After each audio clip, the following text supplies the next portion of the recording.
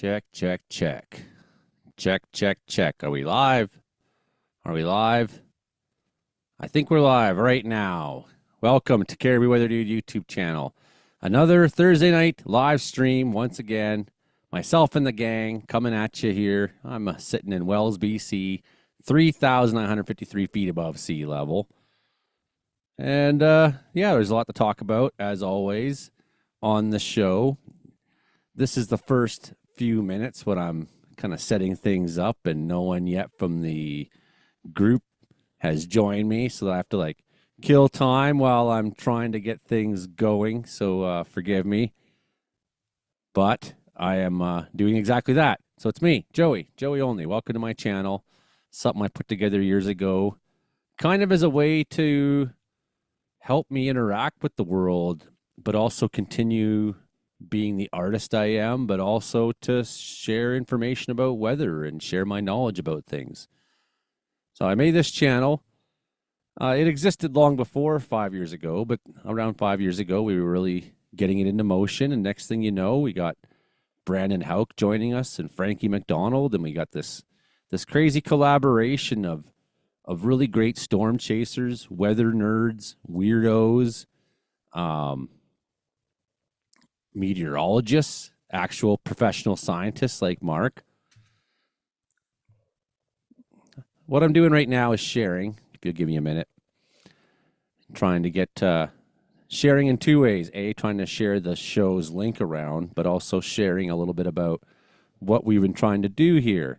So then we got more people join the group. You know, we had Storm Chaser Hank Vliestra show up and be part of it. We had Storm Chaser Justin Ortle from Weather Center of Manitoba join us and be part of it. Storm Chaser Jenny Hagen. And I'm very proud of these people. Very proud of these people. In fact, you know, every one of us has our own little thing that we're doing.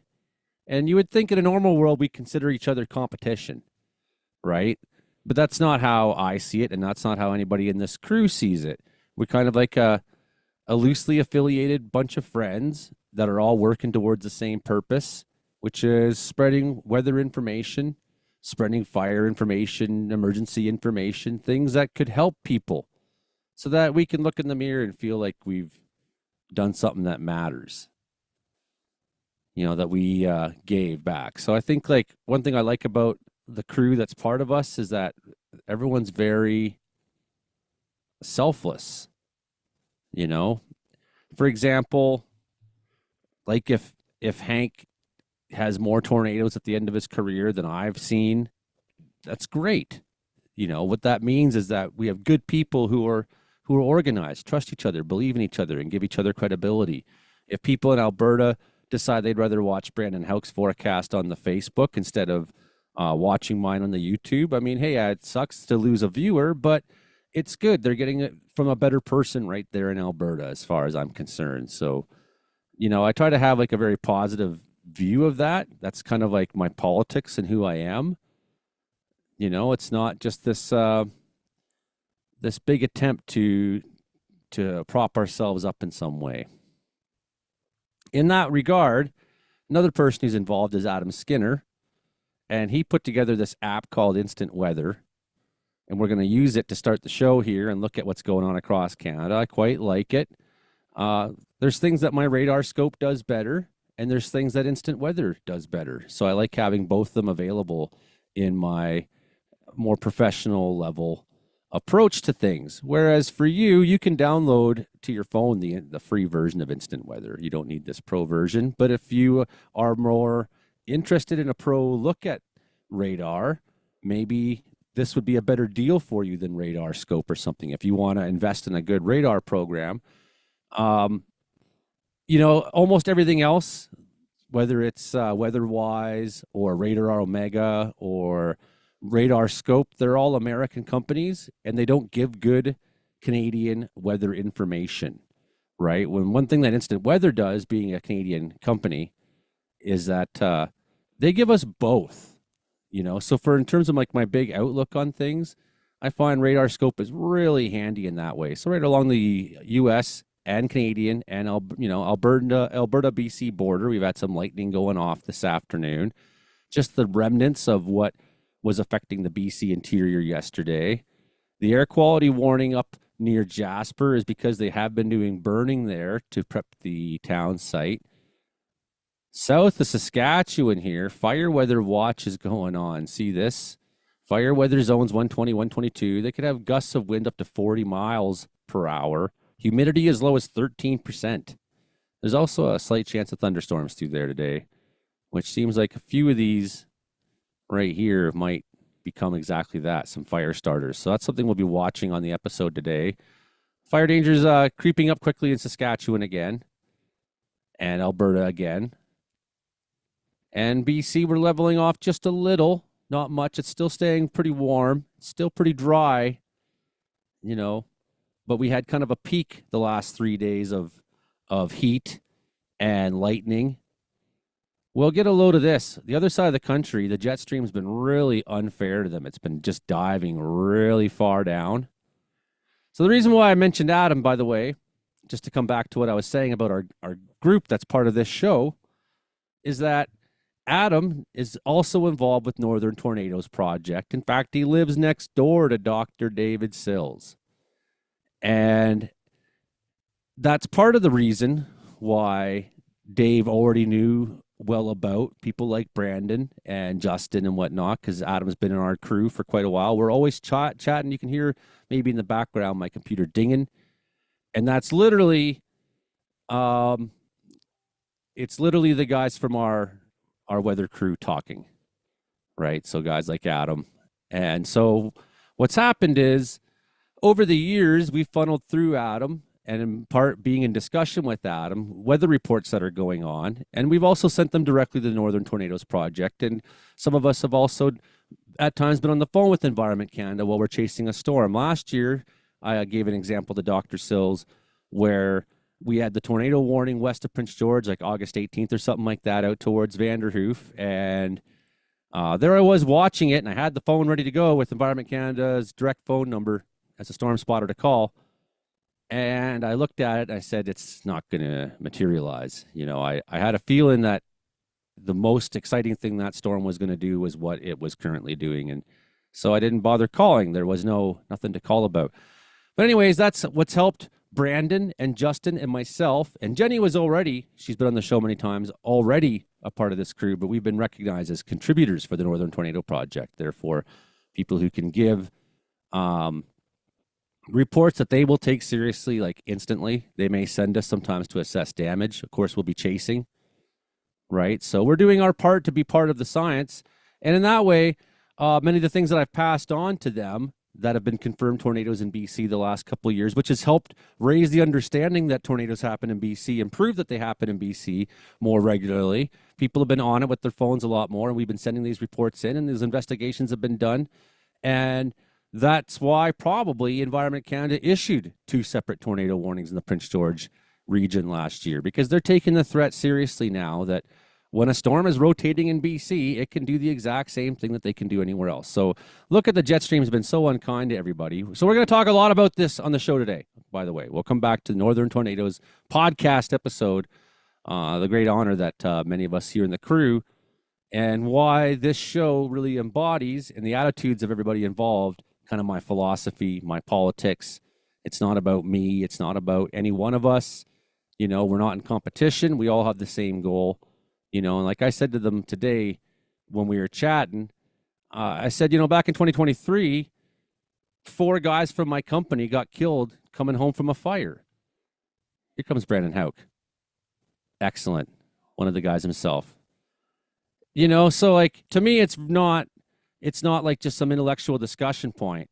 It's like, well, I know what my enemy is. The enemy is the fire. That's what we're working against. And I've lost and sacrificed and seen brothers lose and sacrifice, and their families have to lose and sacrifice for this thing that we do to try to fight back and keep everyone safe. So the jet stream, let me know when you're there, Brandon. The jet stream is wonky, and it's going to be for a long time. This is totally messed up. Look at this freeze warning. Low as 29 Fahrenheit expected. Frost warnings in Ontario, yellow level. Frost-prone areas all through Ontario into Quebec. Look at this way down here, Pennsylvania. It's going to say the same thing. It's going to tell you frost advisory, different color, right on down the mountain. Look at this. Holy sheepskin, right into Kentucky.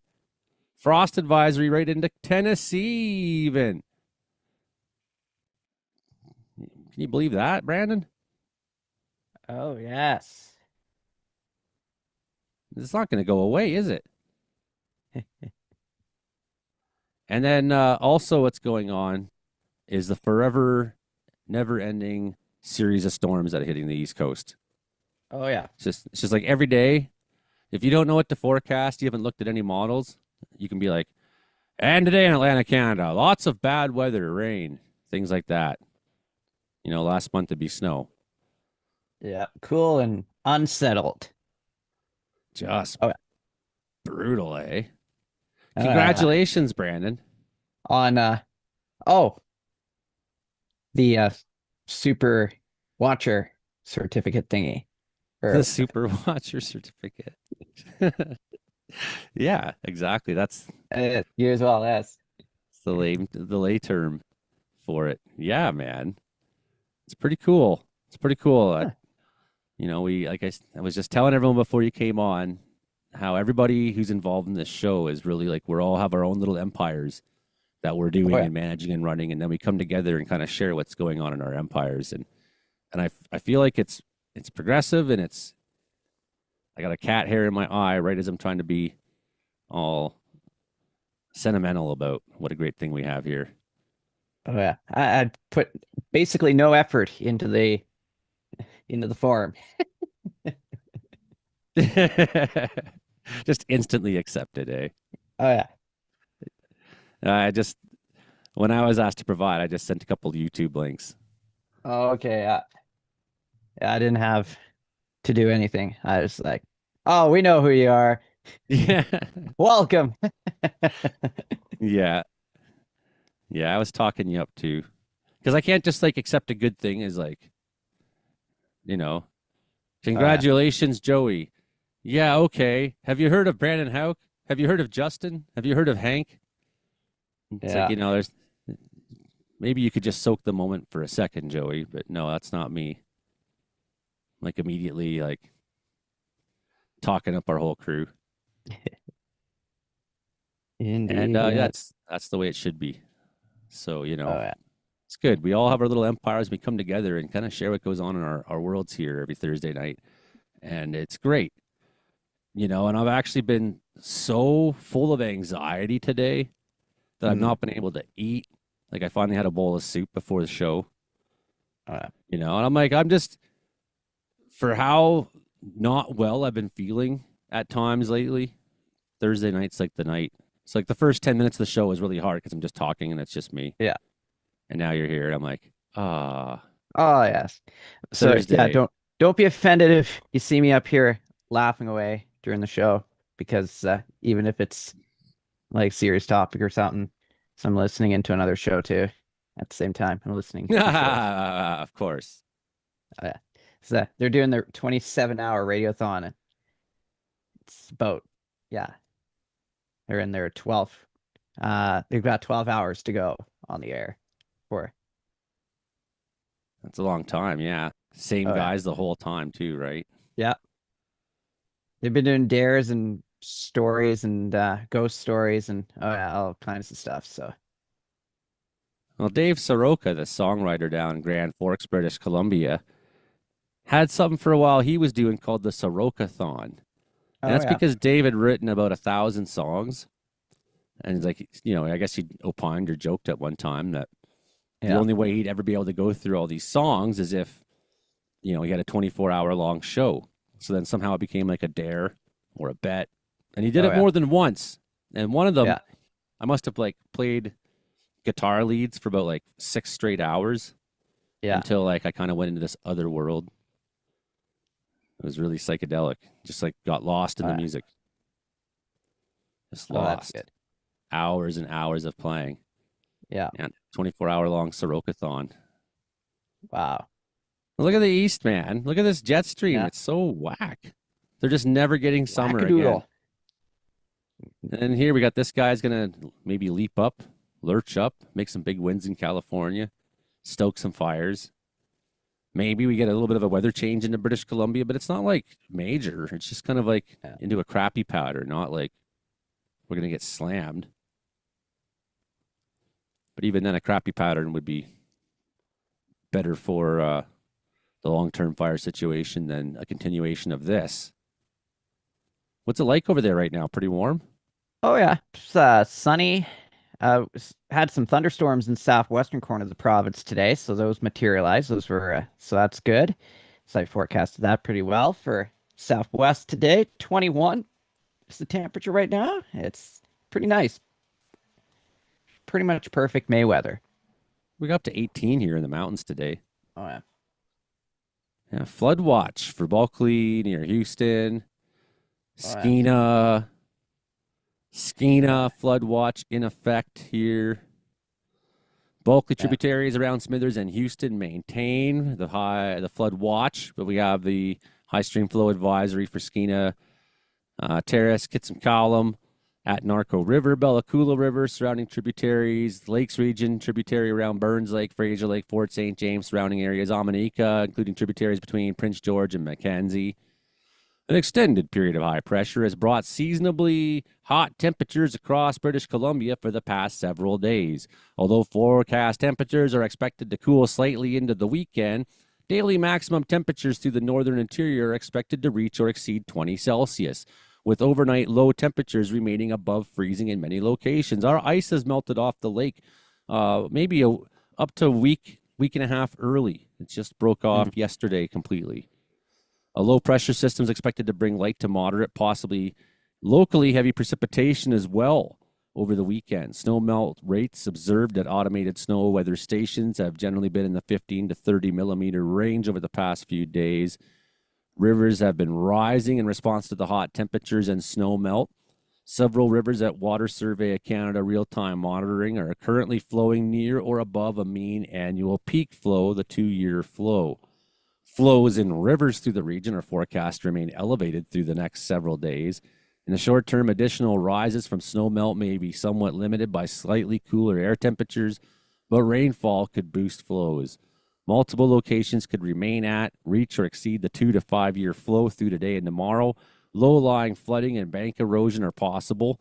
The Bulkley River near Smithers gauge is currently at a water level of 5 meters, 800 meters cubed a second. The Skeena River at Usk is currently at a water level of 9.3 meters, 3,600 meters cubed a second. However, the WSC indicates this gauge was relocated, meaning historical water level thresholds may not be directly comparable to current near real-time observations, adding uncertainty to possible impacts.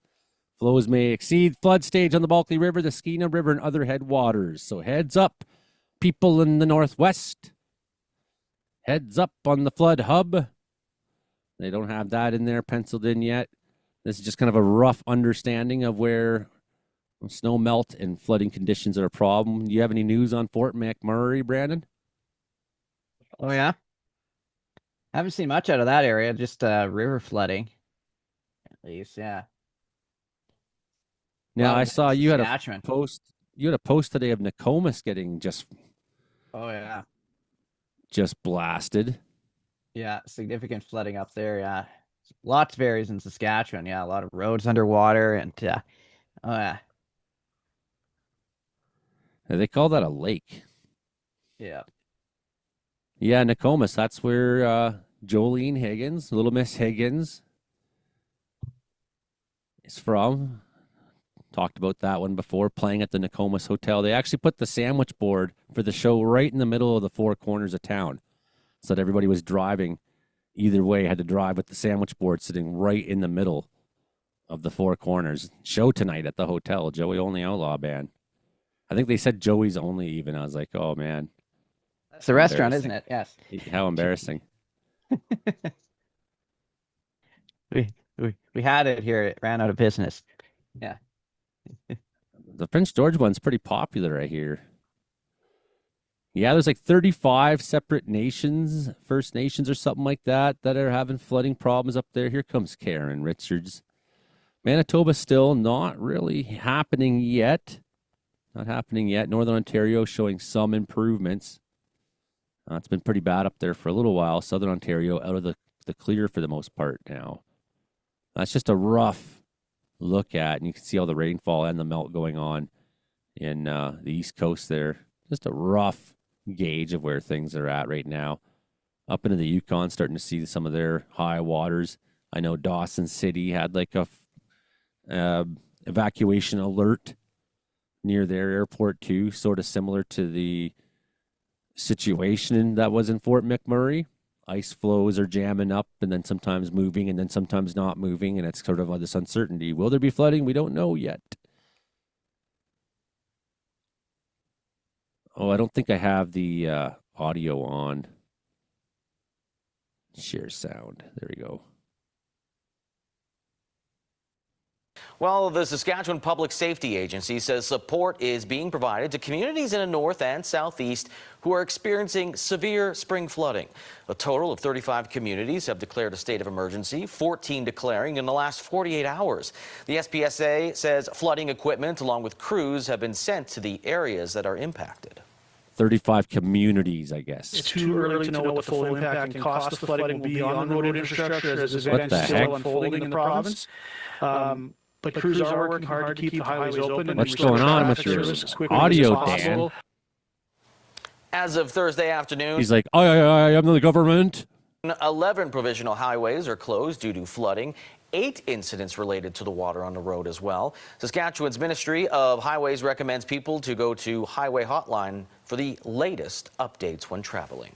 He's like, that's like the voice of the government or something. It's like all spooky. Big Brother. Right. Fire conditions. Oh, I guess I can't do that from within here. What I wanted to do is just look ahead. Go through a few days. See what it thinks. May 10th. This is sort of the long range. But yeah, like things are kind of improving slightly into BC, although, not greatly. We're not taking a lot of precipitation, not enough. So we're kind of like just primed to go right back into it if we get a hot streak. They anticipate the fire danger in Alberta and Saskatchewan to go nuts. That's as far as it goes. I guess May 19th is the day everything ends.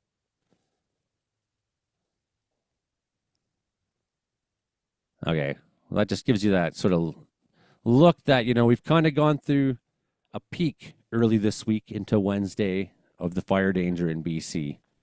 And we're seeing that back off a little bit. Now, let's just have a look and see what's new on here. So they got this new one yesterday, Brandon. And they're saying Sheep Creek is... Sheep Creek. Sheep Creek fire here. It's kind of like, I don't know, I wish I had the better map on. Oh, my face is in front of the layers. No, that's not it. Hey, Joey. Good evening, Mike. It's kind of up there. There's not any roads up there, and the lightning was striking there yesterday.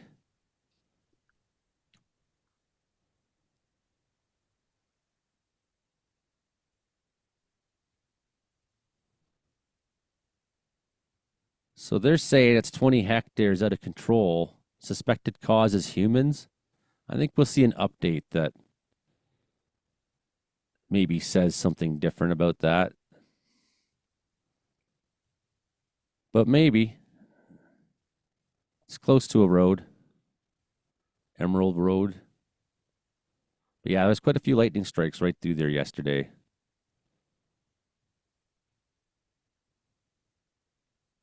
Doesn't say much. Air tankers and crews are responding. It doesn't say much. Where are we at? 6:54. Hey, Karen. Hello. First time I've seen you on here, even though I know you've been on for a bit. But then, I went to say hi and you weren't even there. I ran away for a minute. Had to grab my phone so I could check for comments because I know Mark won't be on tonight. That's correct. No mark. No mark. Now, just review yesterday. Oh, it's so hard to find things. I hate the way Zoom, the options it gives you. It's so weird the way it. So I think this is it here yesterday. Tis indeed. This is yesterday's storm system that passed through the interior. So at first we had just a couple puffs just a bit before this. And it's too bad I didn't have more of the southern storm in on there. You can't really see it taken off in here well. But it's sort of down there. But first was just a couple blips on the radar, and I was like, we're a go. And then it come flying through here. It started a whole bunch of fires, like 3 or 4 up there in the Shuswap area. It looks like Ministry hit them all today. One by one, they went yellow. And this larger storm, kind of a almost mesoscale conglomeration of storms, got itself together at the end and then climbed up the mountains and rained its guts out.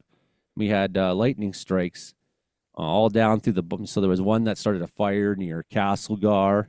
We watched that in real time on the live stream last night. And then it went off down towards Salmo, firing a lot of bolts. So I'm suspicious about that. Was not lightning caused or not, but I guess they have investigators that will find out for sure, because it's more than possible that 2 things can happen at the same time. It could be a human that starts a fire and a lightning storm. There is an option in which the lightning may have been there but didn't start the fire. So that'll be interesting. I'm going to keep my eye on that one over the next few days. All right. Now, just to sort of be ready for Frankie, I should go and figure out how to find the show folder and be ready. And I'll just pick a random clip here.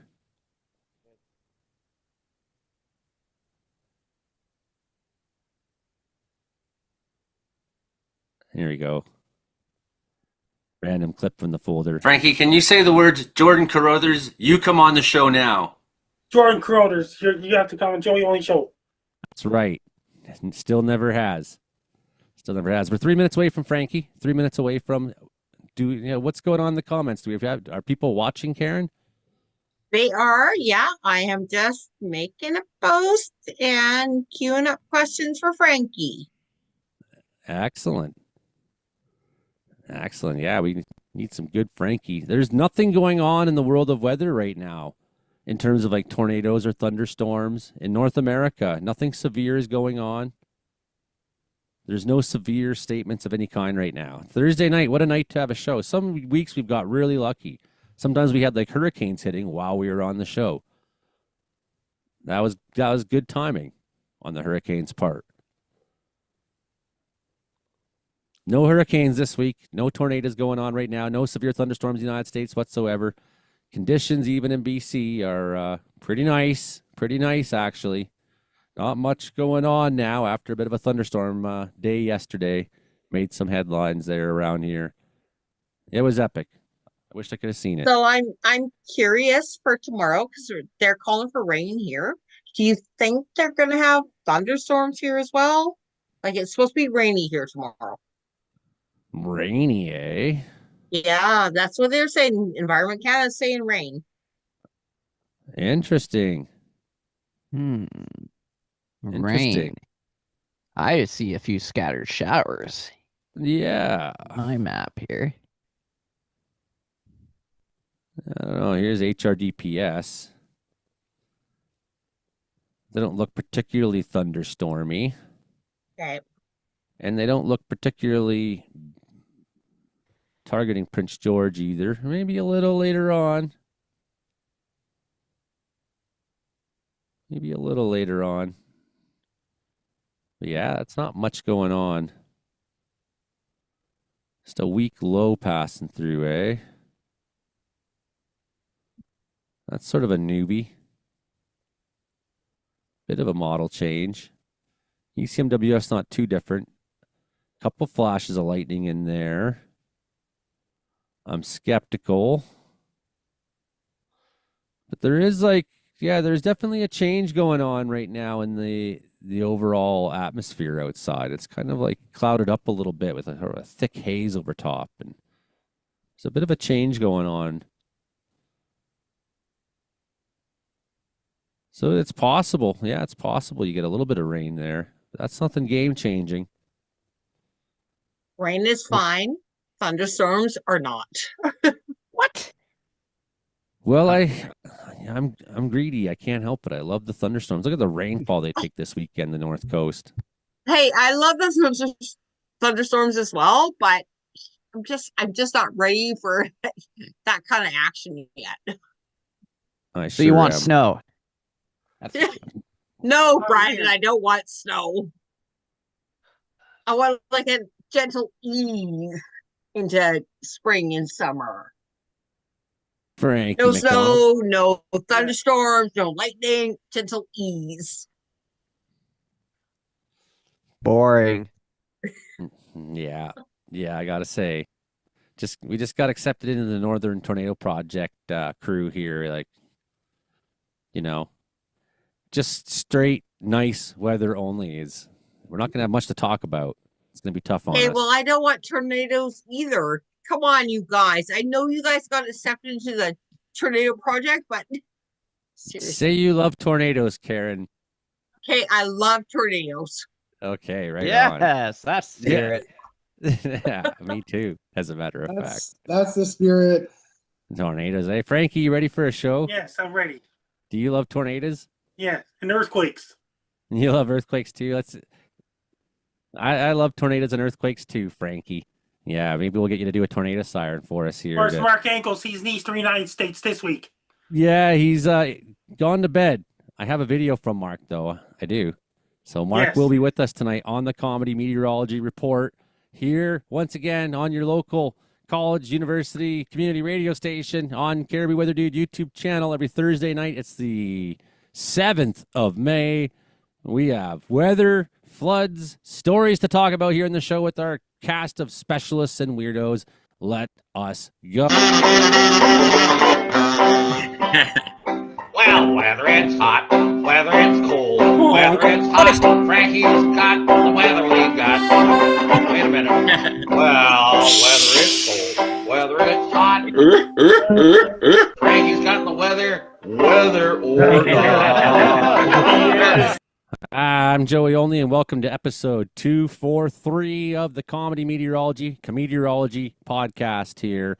This week's title, the Northern Tornadoes Podcast. Yeah, we got some news to talk about there this week about some of our cast members becoming contributors to the Northern Tornadoes Project. They are the ones who determine if a tornado has happened or not. Only Dr. David Sills and his gang of tornado scientific miscreants can determine if a tornado has happened. They are the ones. So we're going to do our best to help them out. That's what we're going to do. Brandon Hauk accepted as a contributor. Myself, Joey Only, accepted as a contributor. Justin Ordle from Weather Center, Manitoba, accepted as a contributor to Northern Tornadoes Project, Western University. And Jenny Hagen, who's been on the show many times, already was one, as a matter of fact. All right, let's get on with the show this week. We got Frankie McDonald here once again with us, of course, the world's greatest weatherman. We got Brandon Hauk, my teammate, partner in crime over there in Brooks, Alberta, the radio weatherman himself. Got him, and we're lucky to have him because hockey has kept him very occupied. We got Karen Richards up in Prince George, who helps run a weather group with me on Facebook called Interior Weather and Wilderness Watchers here in British Columbia. And Mike McGregor from Winnipeg, Manitoba is right nearby as well. First stop, though, is always the man himself, the legend himself, Frankie McDonald. He's the one that is the world's greatest weatherman, and his theme song goes like so. So, Frankie! can you yodel for us?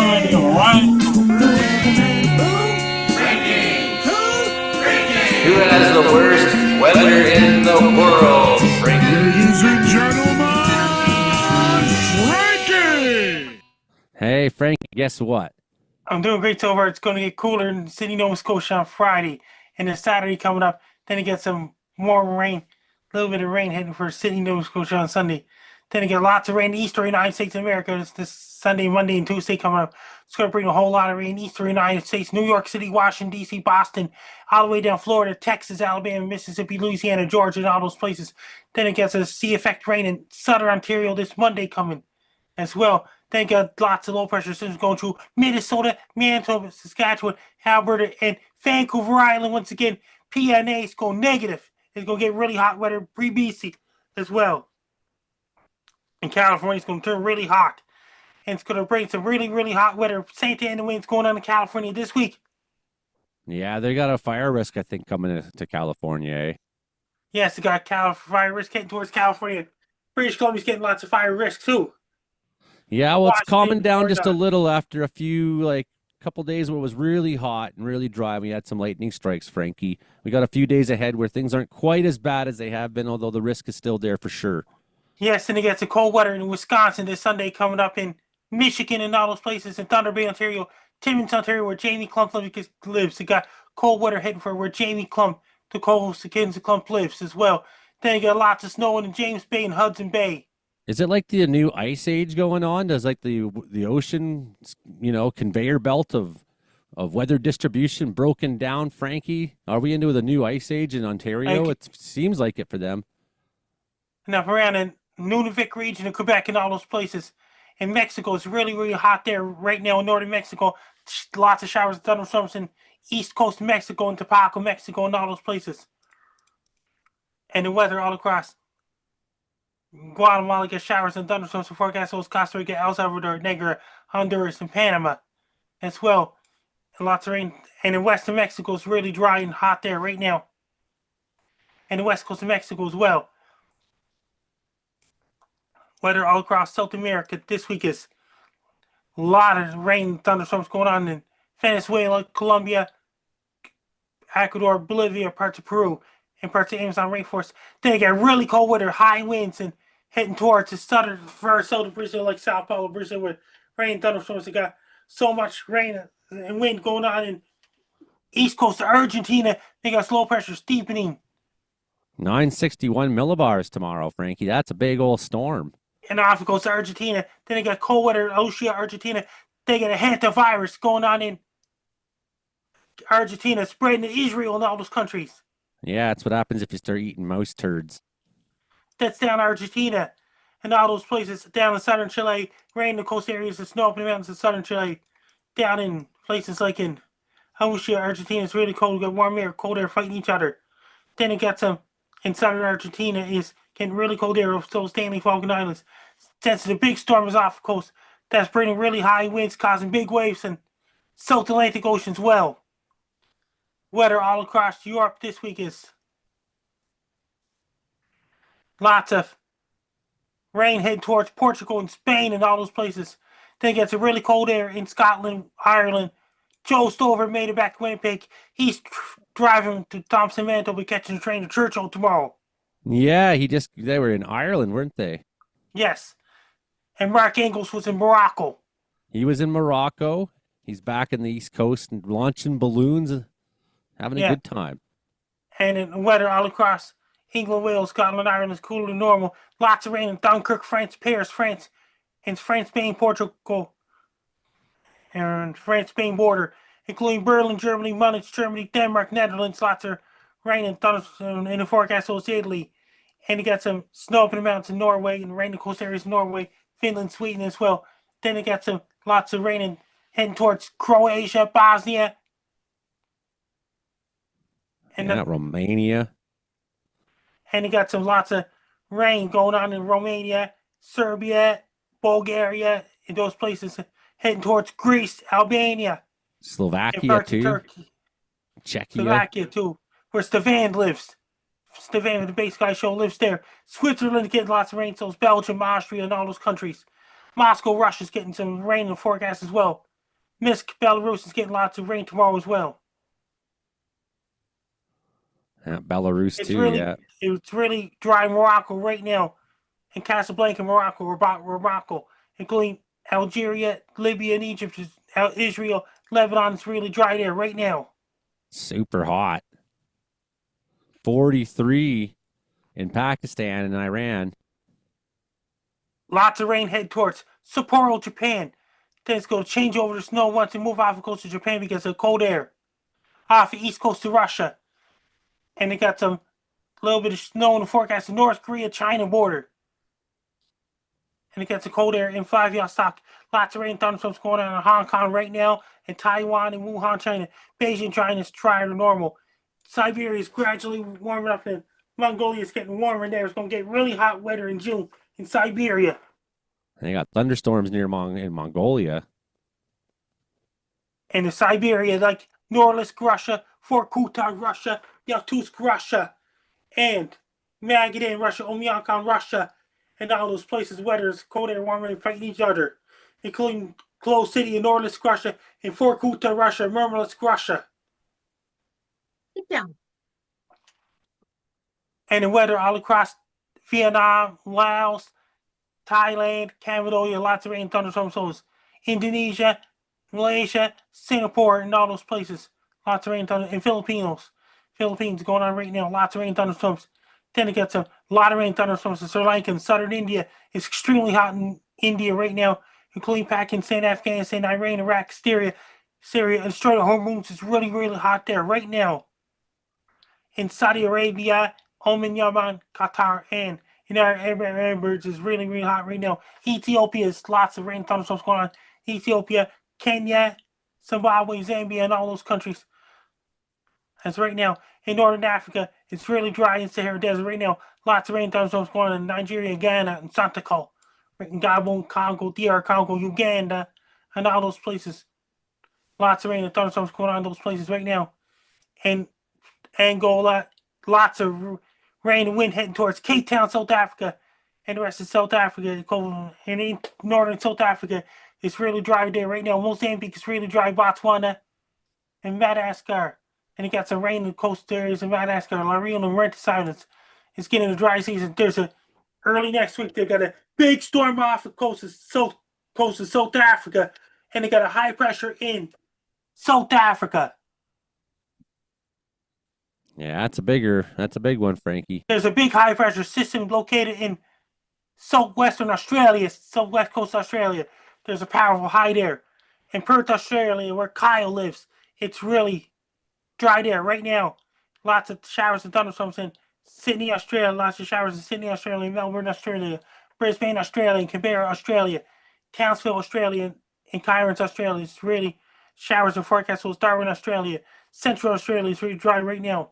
And the weather all across New Zealand there's a lot of rain and wind heading towards North Island, New Zealand. Man, New Zealand's just getting smacked first thing tomorrow. And Invercargill, New Zealand, Dundon, New Zealand, Christchurch, New Zealand, Nelson, New Zealand, Queenstown, New Zealand, Greymount, New Zealand. Then it got colder heading towards New Zealand this Saturday and Sunday coming up. 979 low parked right on it tomorrow, Frankie. In Auckland, New Zealand, lots of rain there in Auckland, New Zealand, Gisborne, New Zealand, Hawke's Bay, Napier, New Zealand, Stratford, New Zealand, New Plymouth, New Zealand, Hamilton, New Zealand, and the other place called Wellington, New Zealand. Antarctica is going to be 24-hour darkness around May 19th, and up in the Arctic will be 24-hour daylight there. Excellent world weather report, Frankie. Excellent world weather report. Thank you very much. Karen, do we have any questions for Frankie from the live stream? We do not.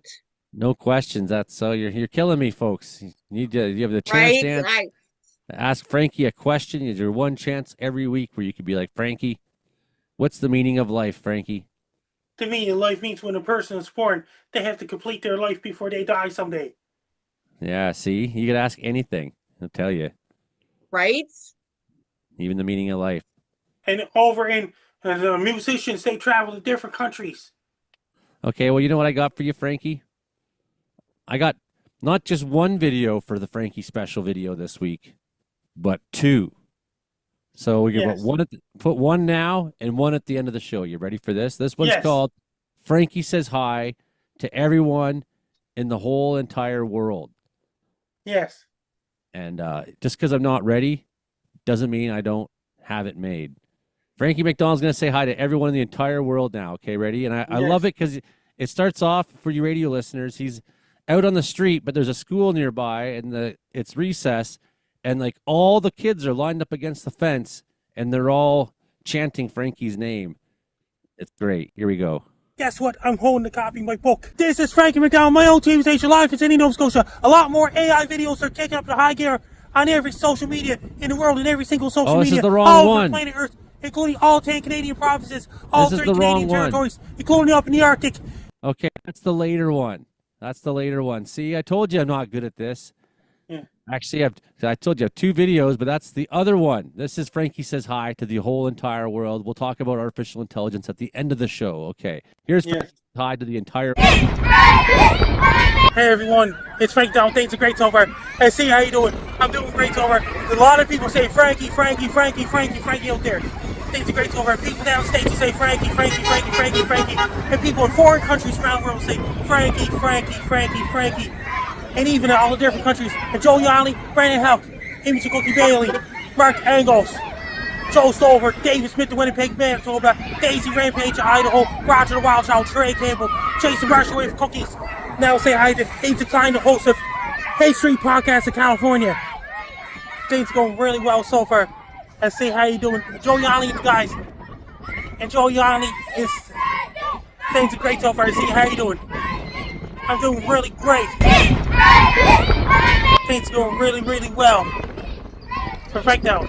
Hey everybody, I'll say hi to my fans in all different countries in the world. Canada, United States, Mexico, Guatemala, Costa Rica, El Salvador, and Honduras and Panama. And I'll say hi to everyone in Chile, Brazil, Argentina, Colombia, Ecuador, Bolivia, Peru. I'll say hi to Jason Marshall with Cookies, Trey Campbell, Roger Wild Child, all those guys, real back half. I'm doing great so far, things are doing really well. I'll say hi to people in Wales, England, Scotland, Ireland, Ireland, France, Spain, Portugal, Germany, Belgium, Switzerland, Austria, Norway, Finland, Sweden, Latvia, Estonia, Poland, and the United Kingdom, England, Wales, Scotland, Ireland, France, Spain, Portugal, Germany, Poland, Belarus, Russia, including Latvia, Estonia, Norway, Finland, Sweden, Romania, Serbia, Bulgaria, and Macedonia. I'll say hi to everyone in Italy, Belgium, Switzerland, Austria, and Japan, and Australia, New Zealand, Indonesia, Thailand, Cambodia, Vietnam, Laos, Bangladesh, Myanmar, India, Pakistan, Afghanistan, Iran, Iraq, Syria, all across South Africa, Botswana, Angola, including Namibia, and all those places, Australia, New Zealand. I'm doing really well for myself. It's Frank Del once again. I will say hi to everyone in Canada, the United States, Mexico, Guatemala, Costa Rica, El Salvador, Honduras, Panama, including Colombia, Venezuela, Peru, and Ecuador, Chile, Brazil, Argentina, UK, England, Wales, Scotland, Ireland, France, Spain, Portugal, Germany, and Australia, New Zealand. In the United States, Mexico, Guatemala, Costa Rica, El Salvador, Honduras, and Panama. Now I'll say hi to everyone in South America, Europe, Asia, Africa, even Russia, Belarus, Kazakhstan, Kyrgyzstan, and Australia, New Zealand, South Africa. I'll say hi to Hay Street Podcast in California, Joe Yanni, Brandon Houck, Amy Cookie Bailey, Joe Yanni, Brandon Houck, Amy Cookie Bailey, Joe Stover, David Smith, the Winnipeg Manitoba, Trey Cable, Jason Marshall, Roger the Wild Child, Daisy Rampage. I'll say hi to everyone around the world, including Abe Klein, the host of Hay Street Podcast. I'll say hi to Anthony Rogers, Gary and Dino Show. Hey Joey, hey Brandon, hey Hank, hey Mark Angles, Imogen Cookie Bailey, Teacher tried to smash burger yet, and Jason Marshall with Cookies, Trey Campbell, Roger Wild Child Show, Joe Silver, Manitoba, Brandon Houck, David Smith, the Winnipeg Manitoba. I'll say hi to Doc Sampson, Professor Octopus, Lord Octopus, Jen Smith, Daisy Rampage. And I'll say hi to H Street Podcast, Shuli Anchor. And I'll say hi to Gino Pisconti and all those guys. And I'll say hi to Joey Yanni, Brandon Houck, Hildy Donaldson, Hank, Mark Angles, Brandon Houck, Imogen Cookie Bailey. Albania, Greece, Bosnia, Croatia, and Macedonia, Serbia, Bulgaria. And I'll say hi to everyone in Romania, and Ukraine, Russia, Poland, Latvia, Estonia, Norway, Finland, Sweden, Japan, China, Korea, Australia, New Zealand, Indonesia, Philippines, Singapore, Malaysia, Egypt, Libya, Algeria, Morocco, South Africa, Australia, New Zealand, Nigeria, Niger, and Ghana, Congo, DR Congo, Uganda, Kenya, Zimbabwe, Zambia, Namibia. I will say hi to Gino Pisconti and all those guys. I will say hi to Chrissy Mayer, and I will say hi to a lot of podcasters like Derek Quadfather, the host of the BYB podcast, and I'll say hi to Bobby Nick, No Filter, and I'll say hi to BF Fran, Bobby Fran of Alberta. And things are going great so far. Frankie. Just imagine if you're in Sydney, Nova Scotia. Imagine that. Yeah, well, they wouldn't be yelling my name like that. All the cars going by honking at you. Honk, honk, honk, honk, honk. That's Frankie. Everywhere you go, you're on the bus. People are looking at you, smiling. As you're saying hi to everyone in the whole entire world, Frankie. Yes, here's sharing the video. Something's going on something's going on in. Here's Frankie's World Weather Report. Frankie, is there anyone in the world you don't want to say hi to? North Korea is a closed society. He doesn't want to say hi to North Korea. All right. Fair enough. Yeah. You're out, North Korea. Where are we looking at on this big flood, Frank? Supreme Gear. Malaysia. Malaysia. We got a flood in Malaysia. The guy's got a hard hat on, needs a life jacket, but he's got a hard hat at least. There you go. People are running through the water there. It's very dangerous to be running through the water. People are too busy working. Yeah, well, sometimes you got to stop working and deal with the flood that's destroying your city. Unless your work is in floods, then it's like raining money. Like, woohoo, finally got to go back to work. It's flood season. Hey, we're in Italy. Okay, here we go to Italy. Is this snow, Frankie, or is that hail? Hail. Big hailstorm in Italy. They get tornadoes there sometimes. They've even had an F5 tornado in Italy before, Frankie. Did you know that? Man, it does look like it snowed, though. It's like up over the boot. That's some deep hail. And it's not distributed evenly the way that snow would be.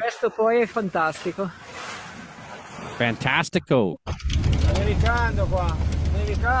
It is fantastico. That is a lot of hail. You can't even drive in that. Why are they trying to do that? That's so dangerous. It's like driving on marbles.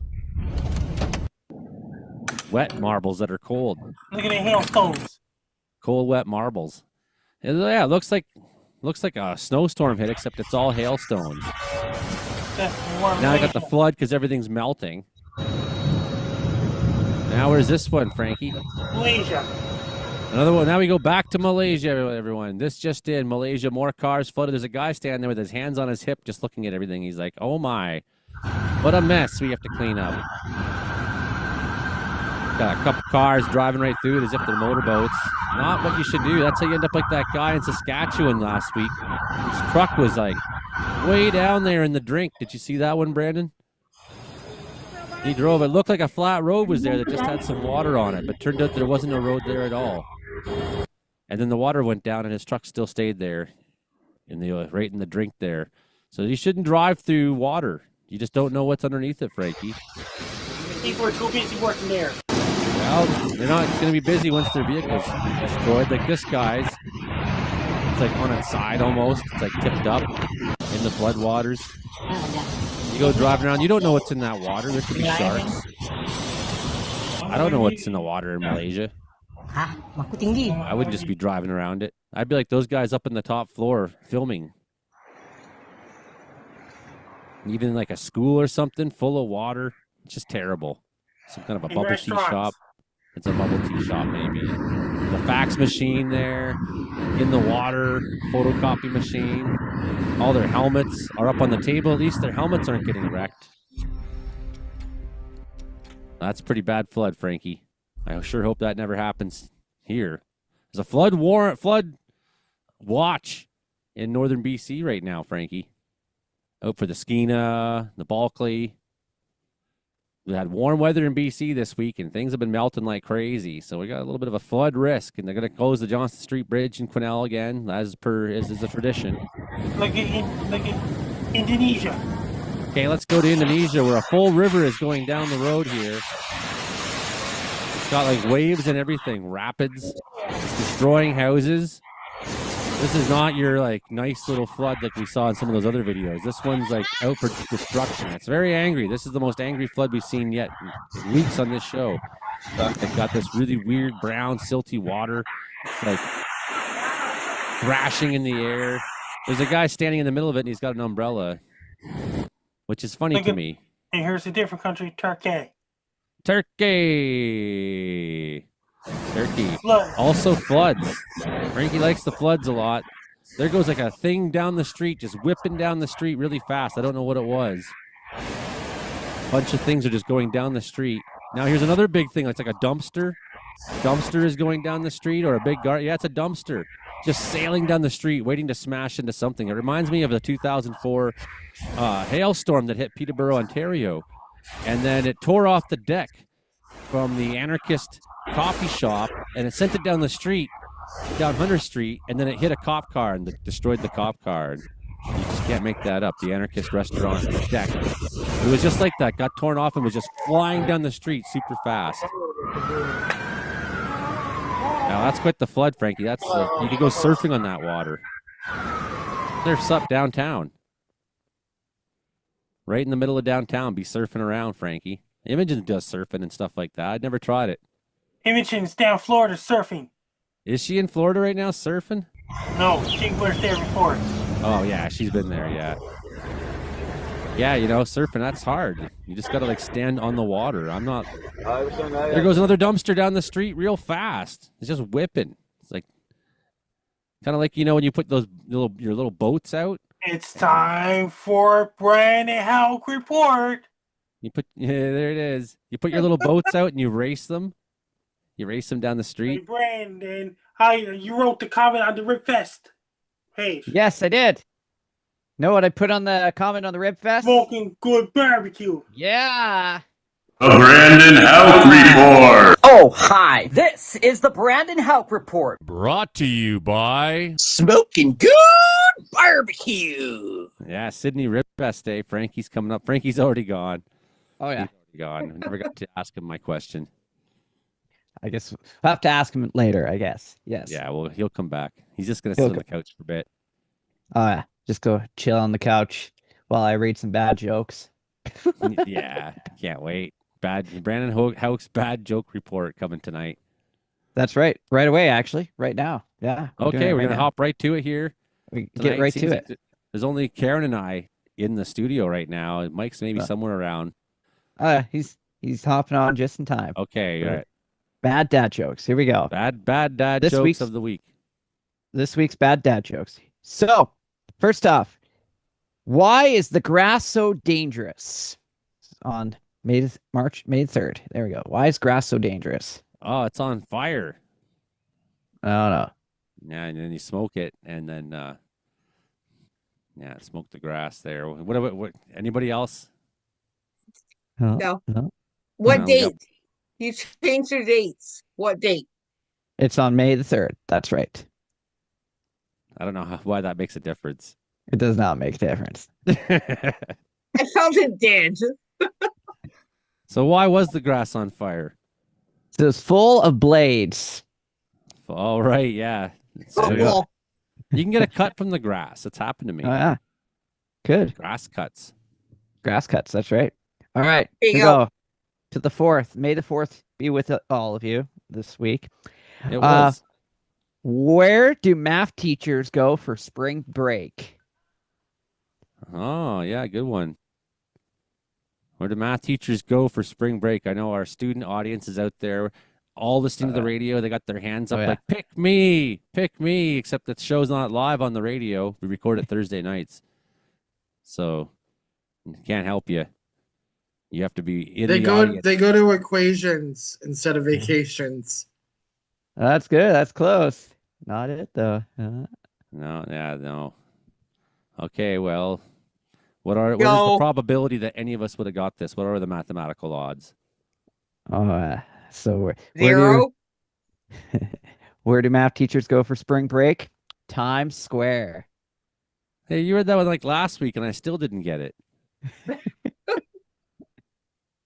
No, I didn't say this one last week. No. I think Okay, you thought you were try going to be another. on this week. You weren't I going to be posted on. it. You thought you weren't going to be on this week, and you read this week's jokes. I have a feeling. Oh, they're this week's jokes. Try one more. We can Here get we go. this. Cinco de Mayo Day, May the 5th. How do birds learn to fly? Flight school. Yeah, you just throw them out of the nest and say good luck. How do birds learn how to fly?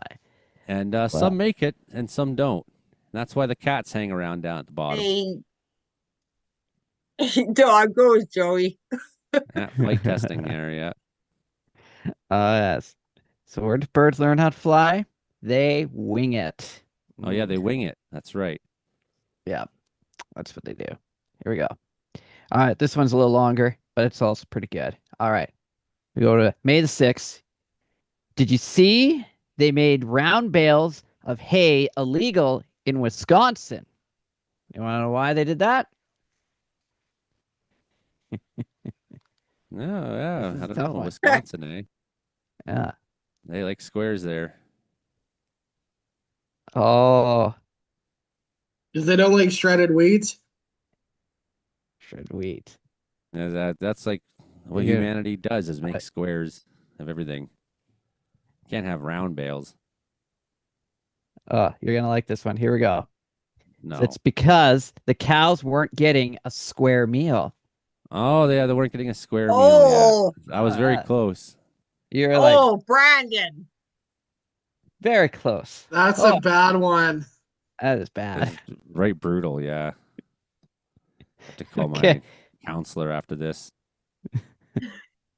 Which, all right, here's the 7th. Which bear is the most condescending? Oh, yeah, the most condescending bear. Yeah. Grizzly Which bear. bear is the most condescending? Hmm. The grizzly bear. No. Oh, Buddha yeah. bear? A bear that Uh-huh. has rabies but is also like consumed, cocaine bear. All right. So this one would be a panda. Panda. I don't Pun get in it. there. I don't get Panda, panda, panda. Oh, that's really reaching. it. Totally reaching. Did not get Yeah. that one. Yeah, you lose a point for that one, Brandon. Absolutely. He loses like, I'm thinking maybe 2 points. We may not Two. have a winner this week, but we know who isn't winning. All right, here we go. To the 8th. What is the calendar's favorite food? I don't know, an annual buffet of let us have it. No one knows. No. Okay. It's dates. Right dates, yeah. Oh, Okay. God, Brandon. These are good. Oh my goodness. All right, here we go. To the 9th, the final joke of the week. Final What joke of do- the week. What do cake and baseball have in common? What do cake and baseball have in common? Oh, yeah, that's tough. No winners this week, eh? No. No winners I got this week. nothing. Oh boy. All right. 'Cause they both need a batter. Oh, right. All right.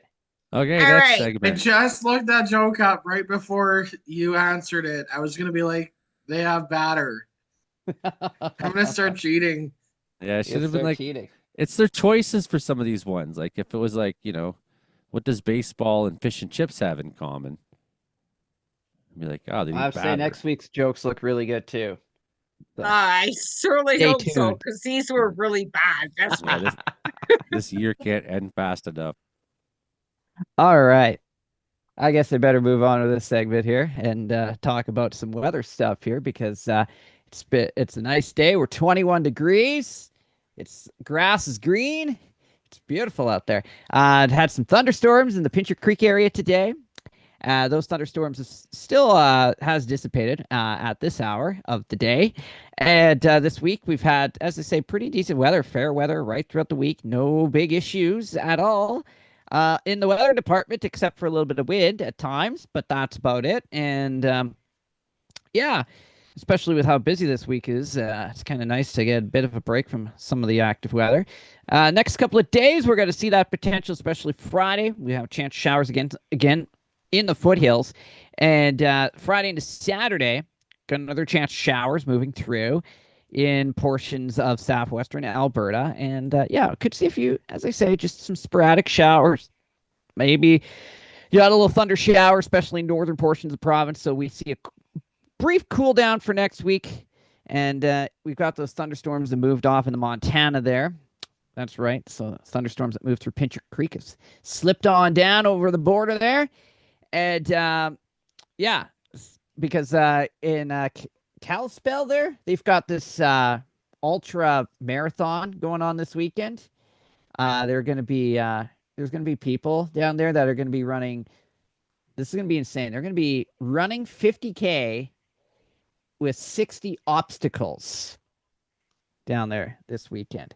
So I know one guy doing it, and he's the owner operator of McDonald's here. So I'll talk about it.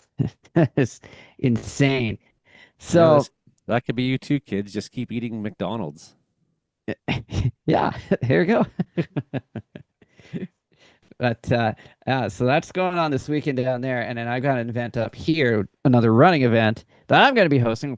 I'll tell you about that just momentarily here. But yeah, so we go Sunday to Monday, chance showers, chance thunder showers, and central northern portion of the province. Weak low starts to move its way through. It's going to up our chances for some active weather for the beginning of next week with showers and possible thunder showers here and there. And we're going to see our temperatures bump up to the mid to upper 20s by Sunday. We'll cool back down Monday. So a little bit of a roller coaster ride, no doubt about that, as we go into next week. So this week, what I've been up to is a lot of hockey games. Bandits are pretty much up 3-1 in that series, and I'm kind of disappointed in the Prince George Spruce Kings. So I wanted to play the Spruce Kings next round, and I don't know what happened. Wah, wah, wah, wah. I don't know what happened either, but swept holy. By the Clippers. So now we have to play the Clippers. And then we have to go all the way to Nanaimo next week. Prince George is a shorter trip than Nanaimo, but here we are. Well, the good news for, hockey fans in Prince George and BC is at least, some consolation is that Vancouver has a 3rd overall pick. There you go. Oh, yes. 3rd overall pick. Toronto getting... You're not helping, Billy. 3rd's pretty good. 3rd's not bad. Not bad. Yeah, it's something. You can get Calgary a really good Flames player got for 3rd. 6, so... Yeah. I don't think it's the Leafs you should be mad at, though. It's the San Jose Sharks. In the silly thing. Like, they went from 9th to 2nd. So it's like Vancouver drops to 3rd from 1st. Yeah. In the draft picks. But then San Jose jumps up to 2nd somehow after they've already had a gut load of first picks and whatnot the last 2 years. Can we not talk about this tragedy anymore? I'll talk about what else I did yesterday, which was McHappy Days. Yeah, there's something happy. McHappy Days. Our restaurant in Brooks raised about $39,000. So this is the first time anybody's heard about that. So Oh, wow. So that is all going to the Spec Association and Ronald McDonald House in our community. So yeah, I was there live broadcasting live in location there. Had a fun day. I got a massage at McDonald's, which I don't think anybody else has ever gotten a massage in McDonald's before. So not from staff, no. Kind of creepy, but kind of cool at the same time. I mean, I would go to McDonald's Professionals. once in a while if that happened, So it was a fun day broadcasting live on the location there yesterday. The McHappy Meal massage. There you go. The McHappy Meal massage. That's what I got. 15 minutes. So many questions right now. Yeah. And they said it was for 15 minutes. It was much shorter than 15 minutes. It was more like 5 minutes, to be honest. Brandon didn't last very long. No, I guess not. Anyways, so that went down yesterday. And then this weekend, my elementary school is going to be celebrating their 50th anniversary, so we'll be doing that. And then I'm going to be hosting the Pump It Up Run, which is not 50K. It's going to be 10K through Dinosaur Provincial Park. It's going to be a lot of fun. We'll be hosting that this weekend down at the Dinosaur Provincial Park, World UNESCO Historic Park there. Yeah. Question. Will there be a free massage? A free massage? I'll find out. I thought you were going to say, will there be dinosaurs chasing people down there? But people in dinosaur costumes. No, I'm concerned about the massage. I like where Brandon's imagination just goes. It's great. Okay. So innocent. I also do have some interesting random stories here. I bet. Oh, yes. So, lots of world records getting broken this week, by the way. Uh-oh. So, here we go. What shall we start with here? Oh, yes. We shall start with the man who decided to run and pull a police car while set on fire, and he used his junk to pull the police car. Yes. So that's what he did. So he broke a record doing that. And then another man, he pulled a bus with his neck. That's right, his neck here. And he pulled a bus. Broke a world record, a 2,000-pound bus with his neck. So, yeah, those are 2 records that were broken this week. Anything else? A Japanese idol lets her fans sniff her armpits after her shows. So, those are some weird news stories that I found this week.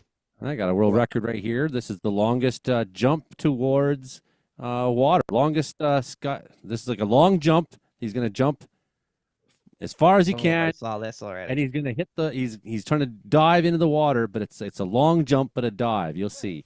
Here he goes on the line, and actually didn't actually make it all the way. That didn't work too well for him. Sorry.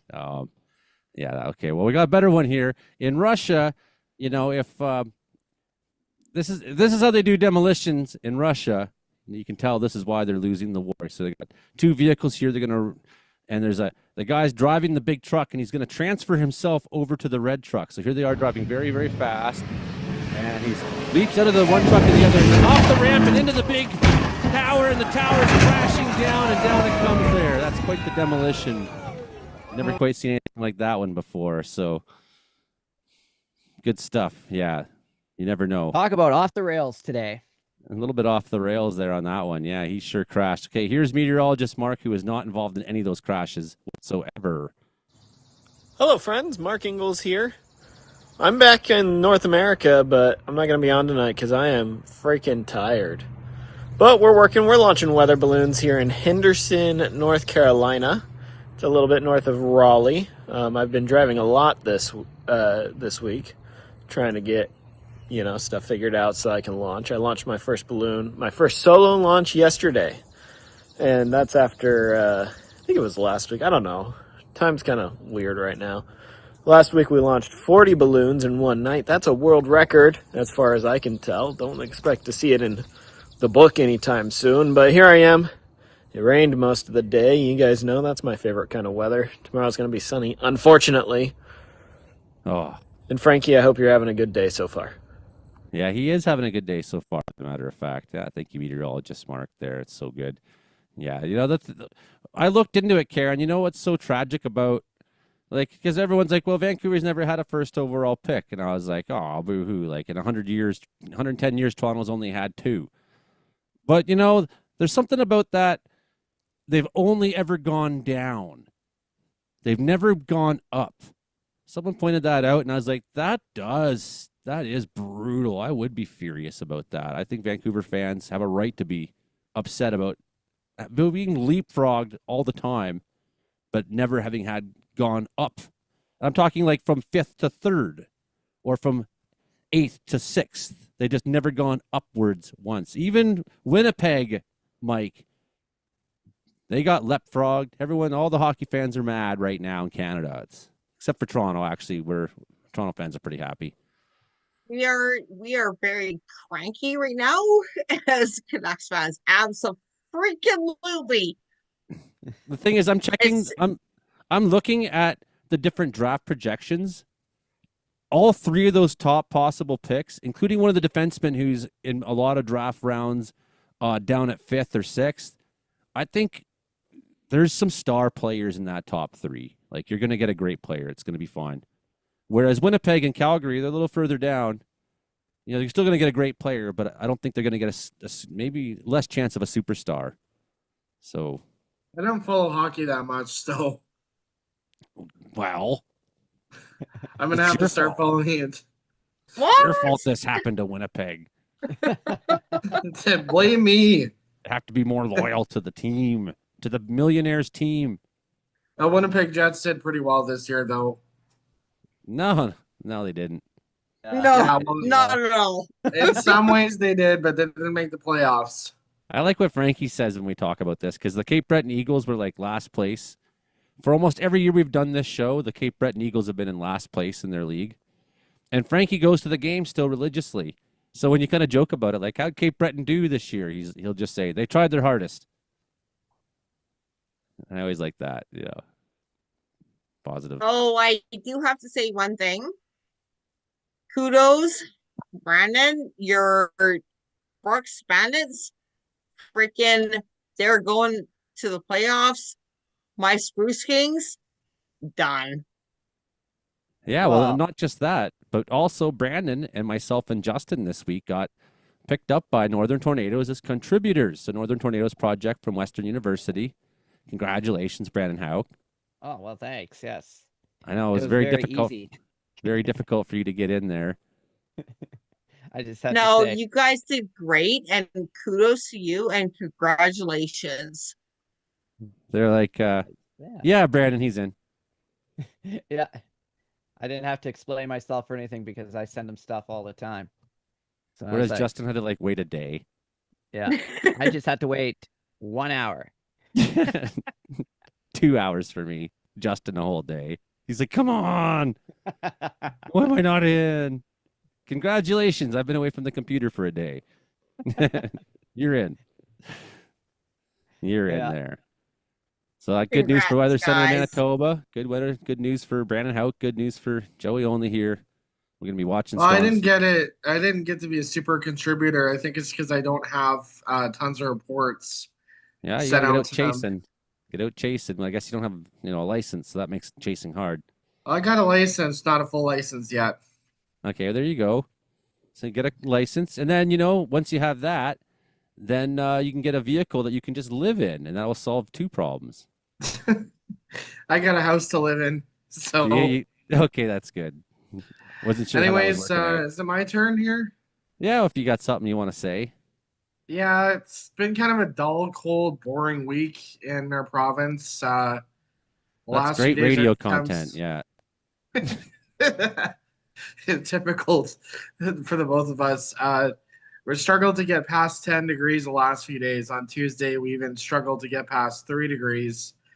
Snowed a bit during the morning hours on Tuesday and Wednesday morning. Nothing accumulated, but got tired of it. It was dry and windy enough today for some dust devils. Justin said he saw a couple by Brandon. And then our temperatures have taken a bit of swing today, finally getting into the low teens. I'm actually kind of happy about that because so sick and tired of the cold weather. This trend looks to continue this week with highs in the teens and high teens coming later this week and to next week. And I was talking to a few people, Dan Riddle and Justin, and they said there might be a switch to a southwest flow next week. Into weekend, switch our pattern from cool and cold to sunny and warm. Might even be an increased chance of unsettled weather and maybe our first severe weather chances. So we're looking forward to it here on the Prairie Provinces. It's been kind of dull and quiet. I think it's going to turn around on May Long weekend. We always get something on May Long. Let's go May Long. That's what we call May Twofer back in Ontario. Because the idea is you get a 2-4, and it's always a 2-4 weekend. And then so I come to BC, and I was surprised. I was like, yeah, you mean May 2-4 weekend? And they're like, what are you talking about? I was like, the weekend where you get a big case of beer. And then they're like, we don't have 2-4s in BC. And that was the first sign I needed to quit drinking. That's funny. Yeah, I found out a long time ago. It's like they only come in 12s here. That's what we call a kids pack back home, I told them. Oh yeah, those kids packs are like it's like getting a 12-pack of like pop. Yeah, that's it's not the same. When we were in high school, we'd sometimes get 6-packs of Jolt Cola, and then we just drink them all. And that means I'm ready for the video now. Lose our minds, Frankie, on the Jolt Cola. Did you ever drink Jolt Cola, Frankie? I drank Pepsi Cola. Not the Jolt, the Cola is super the way to caffeine. go. Remember Jolt? Didn't you have Jolt? Man, that was like a 90s thing. I guess maybe you're a little too young. I remember Joel's. Yeah, 1997, 1998, you get the big jug of Jolt, and it would basically you just lose your mind. You'd be like, the walls are melting again, Homer. It'd be like that, right? It's like I so got brutal. something to say. That means that. What about that second video? The second video is ready, Frankie. What about AI, Frankie? Artificial yes, that's intelligence. The second video. What about it, Frankie? It's everywhere nowadays, isn't it? All over the world. All over the world. But as you can see here on this show, oh, my fingers are wiggling. These are my real fingers. Oh, the radio listeners can't see our fingers, Frankie. They might not know. Well, we'll do our best to convince them here. This is Frankie talking about how the whole world has gone AI once again on the show, everybody. Guess what? I'm holding a copy of my book. This is Frankie McDowell, my own TV station live in Sydney, Nova Scotia. A lot more AI videos are taking up the high gear on every social media in the world, and every single social media all over the planet Earth, including all 10 Canadian provinces, all 3 Canadian territories, including up in the Arctic, and all 50 U.S. states, and territories in the States as well. And the AI videos are kicking up the high gear in Canada, United States, Mexico, Guatemala, Costa Rica, El Salvador. I got a copy of my book, Be Prepared to Frank Down Guide to Life, Weather, and Everything. I'm an author book. Be Prepared to Frank Down Guide to Life, Weather, and Everything. I'm holding it in my hand right now. Colombia, Ecuador, Bolivia, Peru, including Chile, Brazil, Argentina, Stanley, Falkland Islands, including United Kingdom, including England, Wales, Scotland, Ireland, France, Spain, Portugal, Germany, Belgium, Austria, Switzerland, Italy, Denmark, Netherlands, Norway, Finland, Sweden, Latvia, Estonia, Poland, and so many AI videos are kicking up in high gear. It has 48 pages, it has lots of pictures of myself and the weather and things like this when I was a little boy. I'm holding a copy of my book, Be Prepared to Frank Down Guide to Life, Weather, and Everything, as of right now. Here's me wiggling my videos. Here's me wiggling my fingers, and videos of me is not AI at all. And so many AI videos to kick up the high gear. Romania, Bulgaria, Serbia, Macedonia, Albania, Greece, Turkey, Syria, Belarus, Russia, Mongolia, Kazakhstan, Kyrgyzstan, Turkmenistan, Uzbekistan, China, Korea, Japan, Taiwan, Philippines, Thailand, Vietnam, Laos, Malaysia, Singapore, India, Bangladesh, Myanmar, Pakistan, Afghanistan, Iran, Iraq, Syria, Oman, Yemen, Qatar, Saudi Arabia, United Arab Emirates, Egypt, Libya, Algeria, Morocco, Chad, Sudan, Ethiopia, Mali, Senegal, Ghana, Nigeria, Gabon, Congo, DR Congo, Uganda, Zimbabwe, Zambia, Angola, Namibia, Botswana, South Africa, Mozambique, Madagascar, Larino, Mauritius Islands, Australia, New Zealand, Papua New Guinea, Vanuatu, New Caledonia, French Polynesia, Fiji Islands, Antarctic research stations. So many AI videos that kick up in high gear in these days. Here's me wiggling my fingers. And so many clowns and trolls and Russian bots and so many bot accounts in Russia and Eastern Europe are kicking up in high gear in these days. And so many bot accounts on social media. Every social media in the world. It's getting much stronger all the time. Way much stronger all over the world. Even up in outer space and other planets too.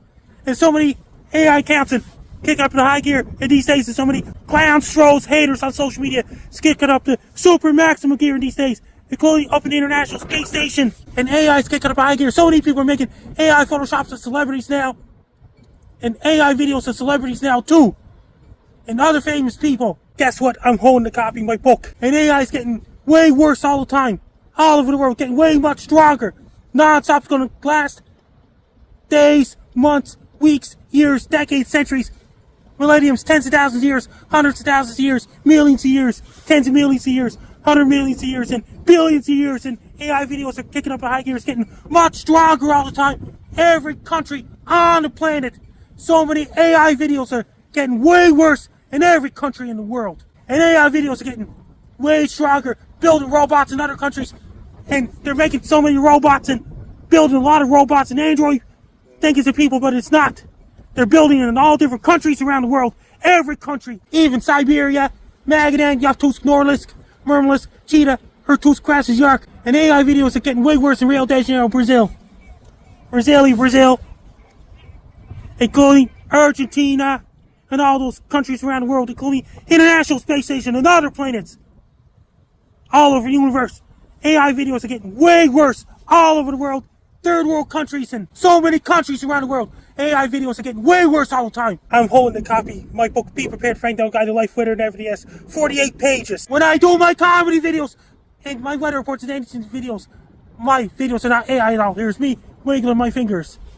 Here's me wiggling my fingers. There's so many AI videos that kick up to high gear in these days. People making photoshops and video edits of celebrities and public figures and famous people around the world, and AI video edits and AI photoshops of public figures, celebrities, and famous people, and movie stars and rock stars and things like this, and professional athletes in these days. The world is changing all over the world. Guess what? I'm holding a copy of my book. Yeah, that's a good one, Frankie. That's a great one. If you want to, that means that if you want to follow me on social media, my blue sky is at Frankie MacD. My link tree is Frankie MacDonald. My X form of Twitter is at Frankie MacD. And my Reddit is Frank1984. My threads is at Frankie MacD1984. My Facebook is Frankie MacDonald. My Instagram is Frankie MacD1984. My TikTok is Frank1984.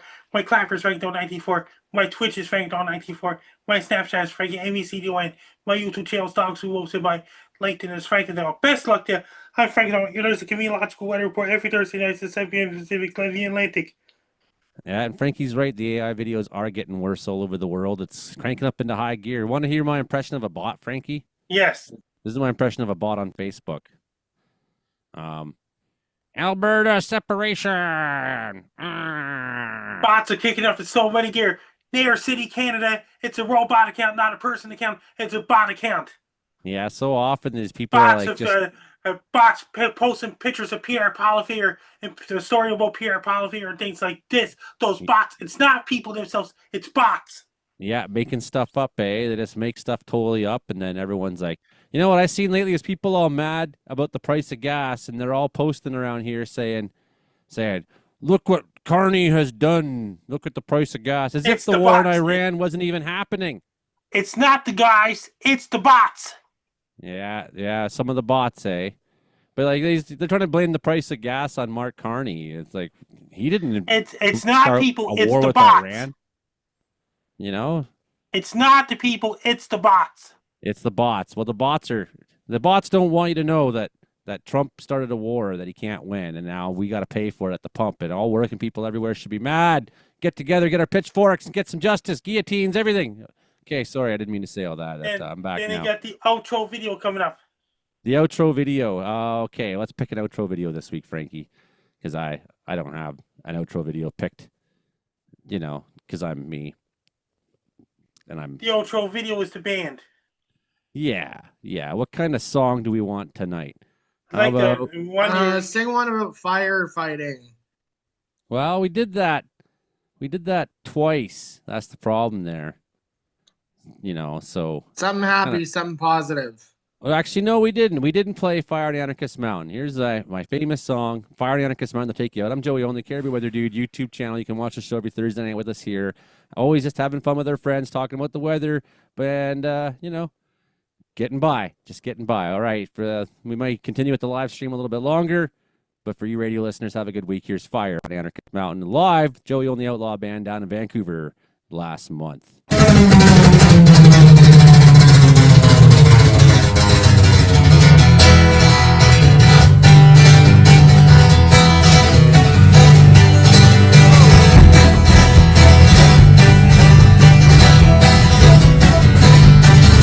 There's a place in the desert called the Anarchist Mountain, and it's been there 100 million years. The anarchists still there 100 years ago, lost his freedom when they paved the road. Bill Johnson had a ranch there in 1902. That's when they built the first school. Call it Wild Mountain because 3 pioneers like 1 inch and many long beers. There's a place called Anarchist Mountain.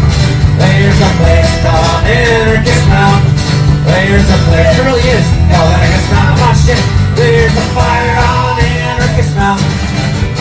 Over at Rock Creek in 1904, $40,000 struck in gold. Building that railroad in 1905, 7 Italian workers died. The brides built something called the bucket of blood. That's on the fight for every night. In 1918, it burned to the ground. 4 bucks and off the silver was found. There's a place called Anarchist Mountain. There's a place called Anarchist Mountain. There's a place called Anarchist Mountain. And there's a fire on Anarchist Mountain. Another anarchist anarchist comes to Anarchist Mountain, looks down upon the Okanagan. Sticks at his thumb to go down to the valley, picking cherries on Soyuz BC. There's a forest fire on this Anarchist Mountain, and it threatens to cross the U.S. border. Good! Oh, it burns up like there's a sky, about 10 miles wide. There's a place called Anarchist Mountain. There's a place called Anarchist Mountain. There's a place called Anarchist Mountain. And there's a fire on Anarchist Mountain. Well, the CL-415, the water bombing machine, circle above the desert sea. Shoots up a lake boat on its way to the top. The forest fire's dead in their sight.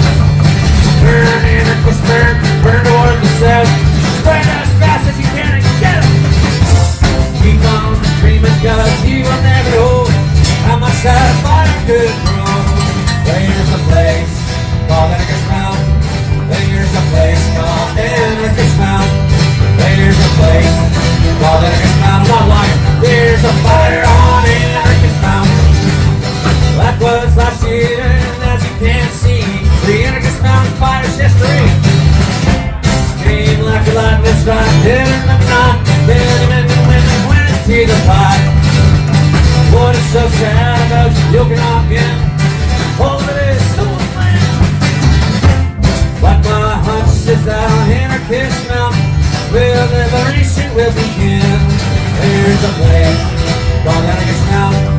There's a place called Anarchist Mountain. There's a place called Anarchist Mountain. There's a place called Anarchist Mountain. There's a place called Anarchist Mountain. There's a place called Anarchist Mountain. There's a place called Anarchist Mountain. And there's a fire on Anarchist Mountain.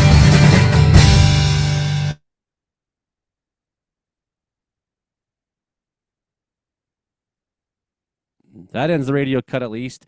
We do continue here live, and it's Northern Tornadoes podcast night. Justin Ortel has just got off work, and he has joined us from his vehicle. Good to see you, Justin. Oh, I'm unmuted. Hello. Yay, buddy. Hey, Justin. Thought I was muted. Hello. Yeah, I just got off of work, of course. Missed the show, but whatever. Yeah, but whatever. Thanks. Well, just, that seems to be the theme of things lately, but glad to be on for a few minutes here. Gonna go to the store and pick some things up.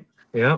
Live stream's still kicking. I listened to the whole show, and I thought it was funny when you mentioned, or you and Brandon were talking about how it took a whole day for me to get in there. I don't think he checked his email for a whole day, though, because I didn't get a message. I didn't get a reply back from him that same time period, right? So he just kept you're like hanging on the edge. Like, why am I not getting? I was a little worried for a second, but I just don't think he checked his email at all that day. I'm surprised that he hadn't heard of us, or like I've submitted reports before, but I'm glad to be in now. Oh, really? Yeah, he was like, hadn't heard of me, I guess, before, or I was like, wow, I thought the Weather Center of Manitoba was pretty mainstream in Canada, but especially after the wildfires last year. I just assumed that he knew fully who you were. Yeah. I was actually kind of surprised that you guys got in. Like, I'm like, is there a level that you have to reach in order to become a super contributor? Well, I think I've been chasing for a while, but it's like the Weather Center of Manitoba, like our platform, we get so many reports coming in. So I sent a lot of screenshots too from people that have sent reports to us, and then we've then forwarded that to the project. So that helped too. Yeah, and that's the same. That's really interesting that you guys did that last few years. How many downburst and tornado reports have I funneled on through from BC over Exactly. the years? Quite a few, actually. So it would kind of be dumb for them not to pick up us, just even not just for us as individuals, but for our platforms that we have, the reach that we have, right? So yeah, it's good collaboration. Yeah. So I was like talking at him. Their numbers and I was talking at him about you as if like I just assumed that they knew you. Yeah. And I'm like just talking about, yeah. Like, I think they like some of the team would have, because like I said, I've submitted reports personally and forwarded from the Weather Center, and we've helped like get tornadoes confirmed before, like that one. I think the first land spout last year in southeastern Manitoba, Sperling, I think it was. The first report of that land spout came through the Weather Center Manitoba, then forwarded to the Northern Tornadoes Project. So I think that's one of the cases where I had sent those screenshots and like, we helped get that tornado confirmed, so Well, it was the that same helped a lot. too with in Princeton. There was a spout on the ground that we'd send information from. There was a spout near Prince George. We'd send information on that did some minor, F0 damage around some Right. ranches and chicken coops and whatnot. There was, there's been a bunch of that over the years, right? So, Yeah. again, it's like our platform. People are sending us the data, but then we're pushing it on to the higher up. So in that way, like our little Facebook projects and social media projects are contributing to the scientific record. And one way I'm aware of this is that, with this sort of increase of information that we've been able to send from British Columbia, I feel like that's a direct result as to why Environment Canada finally, on 2 storms last year in the Prince George region, issued tornado warnings. For sure. How many years in a row do we have to have like rotating thunderstorms before someone says like, well, it can happen in BC too? Exactly. And it's good that you mentioned those EF0, like those little bird fart twisters that just kind of spin up fast and go fast. I think there was those a are spout on Mount Paul as well in Kamloops. We sent all kinds of and we did interviews too and posted the videos, and then Adam sent the interviews on up, right? Yeah, because it's those ones where like most of those EF0s are not found, but because of our reach, because we're out there on the ground sending those reports in, those EF0s are now being confirmed, which is a great thing. There's probably going to be an uptick in the number of tornado counts in the next few years because we're actually able to confirm tornado touchdowns in different parts of Manitoba, even rural areas of the north too. I don't think anything changes because we're just going to, do more than what we were already doing. Yeah. And what we were already doing was that what you said, right? Passing reports on. So, but because of the Northern Tornadoes Project, like when they came in, like as a foundation, previous to that, I think Canada was averaging like 60 twisters in a year. Now that like doubled to 120 or 130 because of the work that they are doing. And we know there's more out there not being found, right? That's the thing. Right. Exactly. So is it actually 120 in a year? I would suspect it's probably more like 150 or maybe even 200 a year in Canada. Especially in the far northern that may be reaching it, but yeah. And I was going to mention that our team member Andrew Ham, he is a super contributor as well. He had filed the email trying to get in on that status, and this afternoon Dave sent him an email and said he's in. So that's now 2 team members on the Weather Center that's in as super contributors. That's exciting. That's good. Yeah, hopefully it'll be me in a few years. Fingers crossed. Get chasing. And one of the things I sent him too is a video of that tornado wreckage I surveyed back in Madoc, back home in Ontario last winter. Yeah. So I'm like, chasing the damage path there and then correctly assessing it, saying, well, this is what happened. Look how this is this way, this is that way. It's been 3 years, but you can still see it, and I'm in the snow. Wow. Like, well, must have been pretty strong. Yeah, well, it was. It was like EF3 status. Yeah. That tornado really ripped through Hastings County 3-4 years ago now. Yeah, because if it was an EF0, you wouldn't have seen any damage. No, it went like 40 kilometers. Wow. It went like 40 kilometers. That's wild.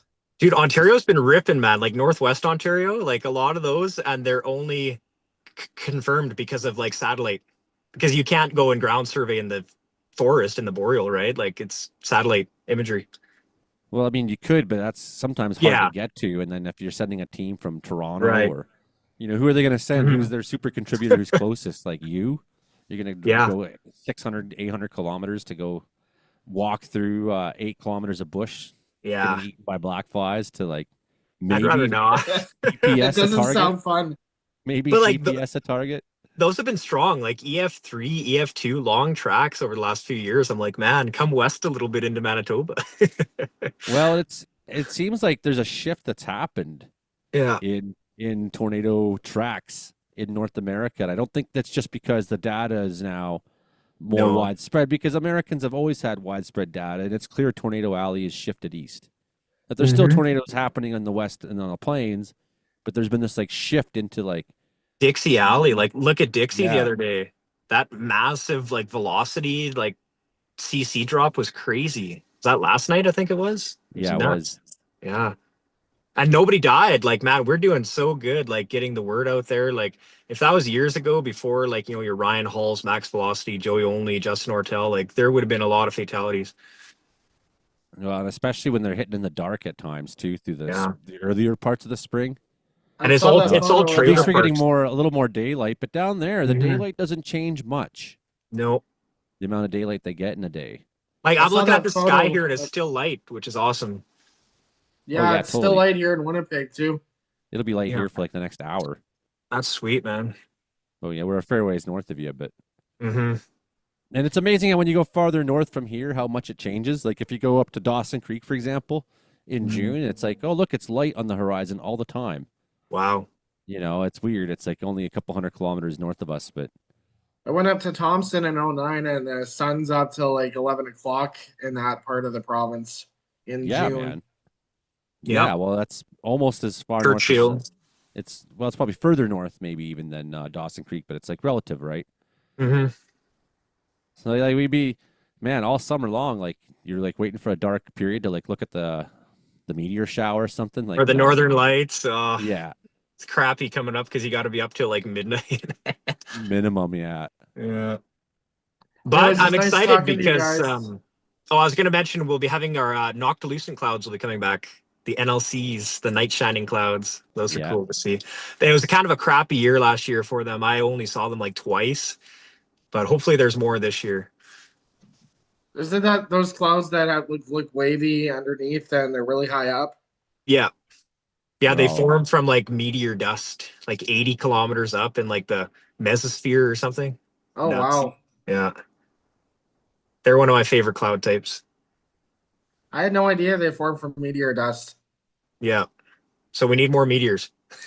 There's been a lot lately. And then we had this thing go by this week that had everyone freaking out. I don't know if I still have the video. Oh, I actually do. This had everyone freaking out in BC. It's going to take me a minute to find it because Yeah. I can't describe how awkward Zoom's system of finding your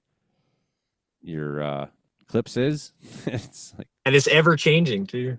yeah, it's weird. So every time I like open this, I'm like, where is it? Where's more clips? And then it's like, yeah. So I'll see if I can find it here in a second.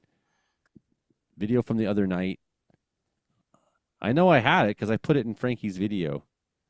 Yeah, we'll have to talk about on the show one of these weeks coming up the new AI hybrid model because there's a lot we could talk about that. I think it's a good thing, but a lot of people are concerned about it. You know, the conspiracy theorists. Oh, you're bringing AI now into the models and whatever. But Oh wow, there's two. That's cool. Whoa. Yeah, what's this? All BC was freaking out.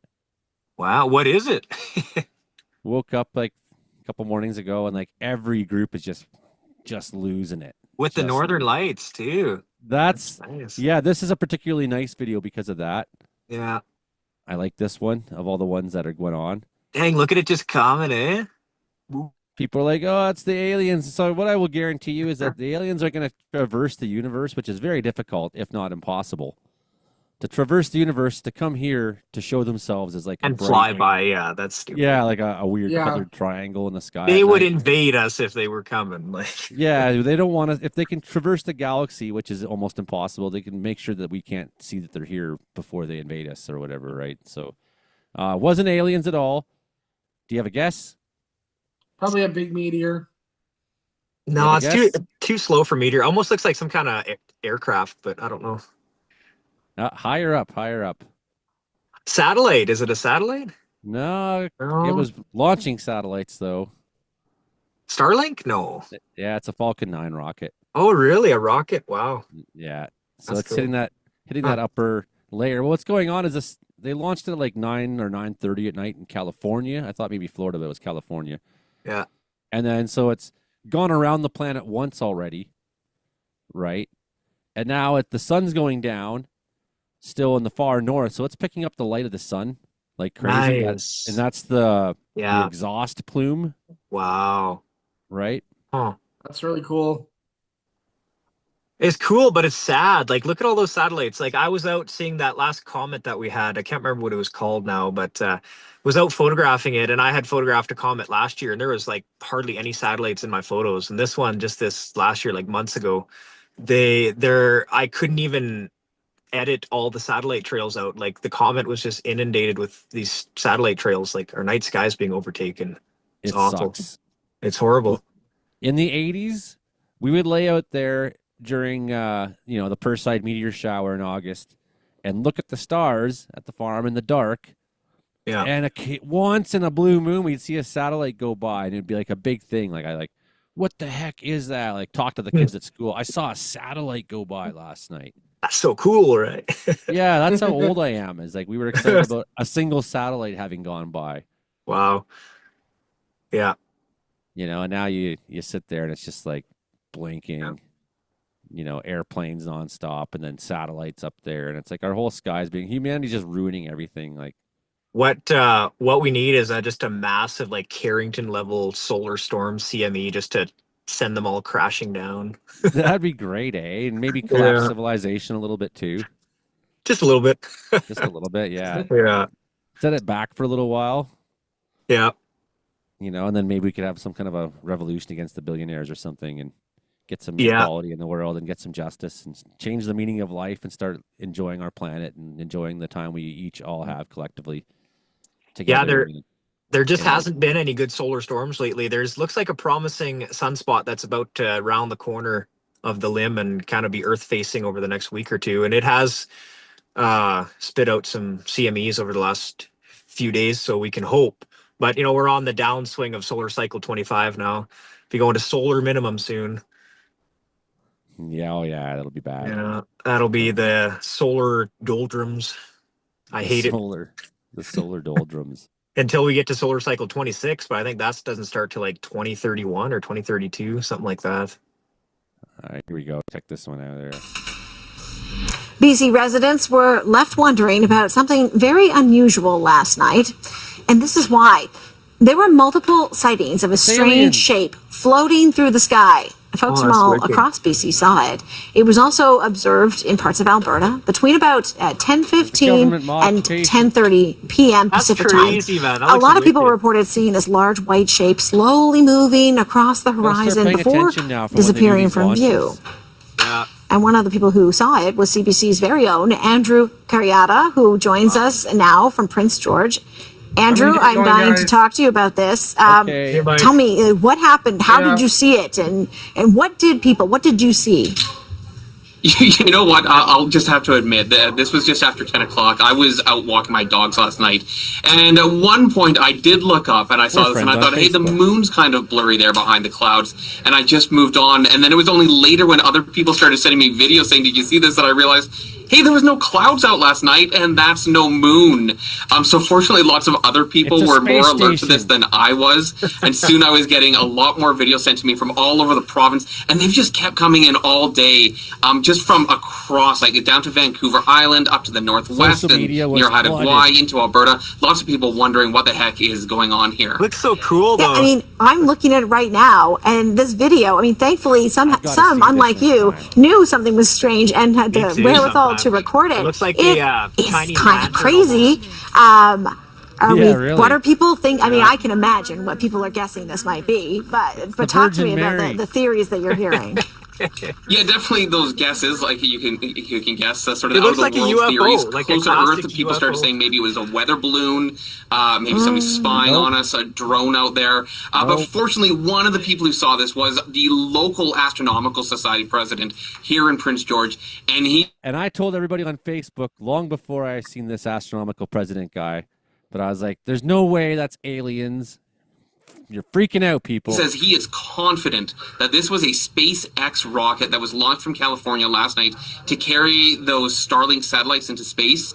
And he says the reason this looks so weird, this ghostly shape, is as the rocket fuel gets into the atmosphere and the rocket does, it reflects the sun and it gives it this jellyfish-like effect.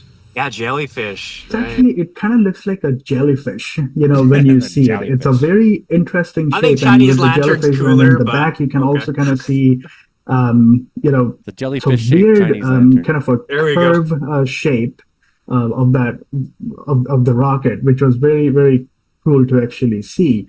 And yeah, it I was like how everybody just moving gets so pretty fast. I mean, nerdy, not for the observer, but the velocity was pretty high. It's like his moment in the sun, right? But he also says, well, this looks cool. It is unfortunately a sign of the times because our skies are getting more and more crowded, full of objects launched into space by private enterprises, cluttering up the skyline and the star line and making it hard to see things like those distant stars and planets. And Sarah, just one story I'd love to share. I spoke to a couple in Vanderhoof, just west of Prince George.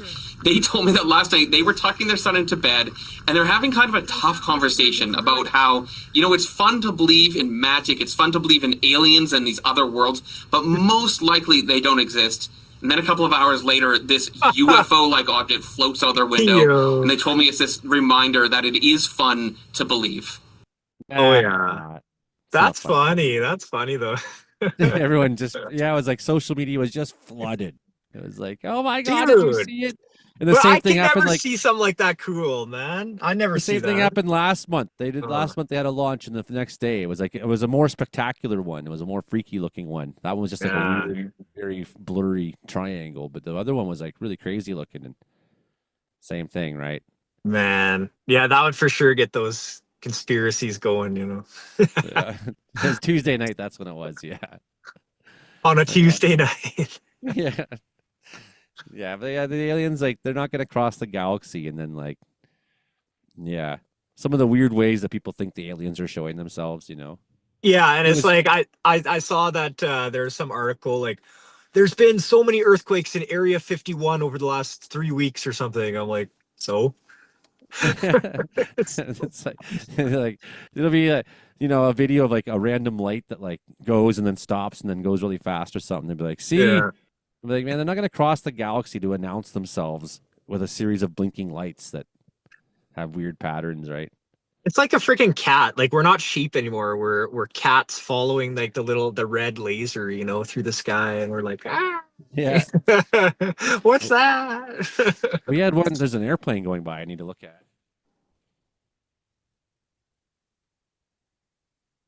Oh, sweet. What is it? Oh, nice. That's good. We need more of those going. Yeah, it's the big Convair. Wow. Big 4-engine beast. That's how you know it's been a busy week with fire there, hey? Yeah, I don't think it's been that busy. It could have been worse. Yeah. It could have been a lot worse, I feel like people kind of got the message after last week. Last week there was a bunch, just a rash of stupid human-caused fires. Man. And I feel like that slowed down a little bit this week, people kind of got the message hey, things will burn now. Hey. Yeah, man. There was some massive grass fires around Brandon, like southern Manitoba this last week too, and there's fire burns in place. It's been cold and dry, but we've also had those warmer days and just the wind. The wind has been terrible. So even though it's been cool, the fire activity is pretty high. We haven't had the rain to green up the grass and the landscape yet. So it's all that dead brush. Last Friday, you had one on Highway 10 there, eh? Yeah, just south of town. I wish I would have went and had a look at it. But one of my friends, his parents lived down there, and they said that a building had burnt down or something, and they had to go rescue horses. Their friends' horses the fire was going after their horses, and it was just out of control. But then it came out that we were so short in terms of manpower, the firefighters, because the city of Brandon, they've been asking for more and more folks to help with the fighting the fires, and the calls have been unheard, which is sad because May long weekend is coming up next weekend, and what was it, 2019 or something? It was 5 or 6 years ago now. Basically almost the entire downtown Brandon was on fire, and it was a massive kind of eye-opener for Brandon. I think if there's a fire, and it was May long weekend too, so people are on holiday, right? You don't have the full workforce on a holiday weekend. 5 guys. Yeah, so and this big arts building just burnt to the ground, and there's this beer vendor building that burnt, and it could have been a lot worse. There was 3 buildings that burnt to the ground that day though. You think we'd learn from that, but clearly not. New fires popped up by Maple Lake. That's almost absolutely lightning strike from yesterday. Oh, like, yeah, that's right in that area. Yeah. Yeah, took a lot of lightning there yesterday. I was looking at the radar, like it was going for Vernon. There was a big severe warning there. Well, yeah, we had one storm turn kind of angry for a bit. Yeah. 0.009 hectares. Just a small one so far. It says under investigation. I'm telling you, that's almost certainly a lightning strike. Yeah. Yeah, no, we haven't had lightning around here, but I think it would definitely human caused most of the fires around here. That's the top of the mountain right there. Like there's a switchback up on the road. What humans can be up there, right? Zap. No, that was dinged by lightning Yeah. like 50 times last night. The Grinch is up there setting fires. He's mad at the Who's down. So, I mean, that one's, kind of out there. And then I don't think that's one that would be easily visible to a lot of people. Yeah. So maybe they picked it up on firms or somebody saw it later today smoking, or maybe it took all day to kind of put up a couple puffs of smoke. That's why I was saying to people, like, be watching the next few days. Because we woke up this morning and there was 6 fires, and then BC wildfire knocked that down. This one up north is most certainly not a lightning fire. That's along the highway 16. This guy here, Sheep Creek, I don't believe this is a lightning fire. They seem to suspect, they say 20 hectares and they say human caused, but I don't, that's exactly where the lightning was hitting last night. So, I mean, it's possible. It's possible that it's a human caused fire out there. Right. I suspect that it was a lightning strike. There was quite a few lightning strikes right through here. That is the path of the storm. And it was pretty angry at that point. Yeah. Like, I think that one that came through Castlegar was a little closer to being severe than it was apparent. Lots of wind. Looked like a line. Yeah, well, it kicked out a lot of lightning for a little while when it went through over, and then the American radar station detected a mesocyclone in it. Yeah. And it's so far out, though, on our radars that, to our eye, it doesn't look very impressive. Their computer algorithm seems to have a way of, like, grasping even a weak radar contact, what that might be saying or doing. So we had a couple that came through sort of right through here towards Enderby. That one got pretty severe. And there was people like lined up for $1 gas way down the road. $1? Woo. Kind of a comical scene. Yeah, people lined up way down the road, then a severe thunderstorm hits. And then there's a little town up here, Silver Valley or something like that, down one of these. I think it's over here, Silver Creek. And it got hit by like 3 different storms or 4 different storms. Like, wow. Kept looking at it, and it was like getting hit again. But yeah, there's a whole bunch of new lightning fires, and then they've all been basically knocked off the dock by BC wildfire one by one today, which is why like a good part of the game of watching thunderstorms in BC is a little different than it is in watching a storm in Manitoba, say, where you're looking for the tornado. I'm like, low chance that's probably going to happen.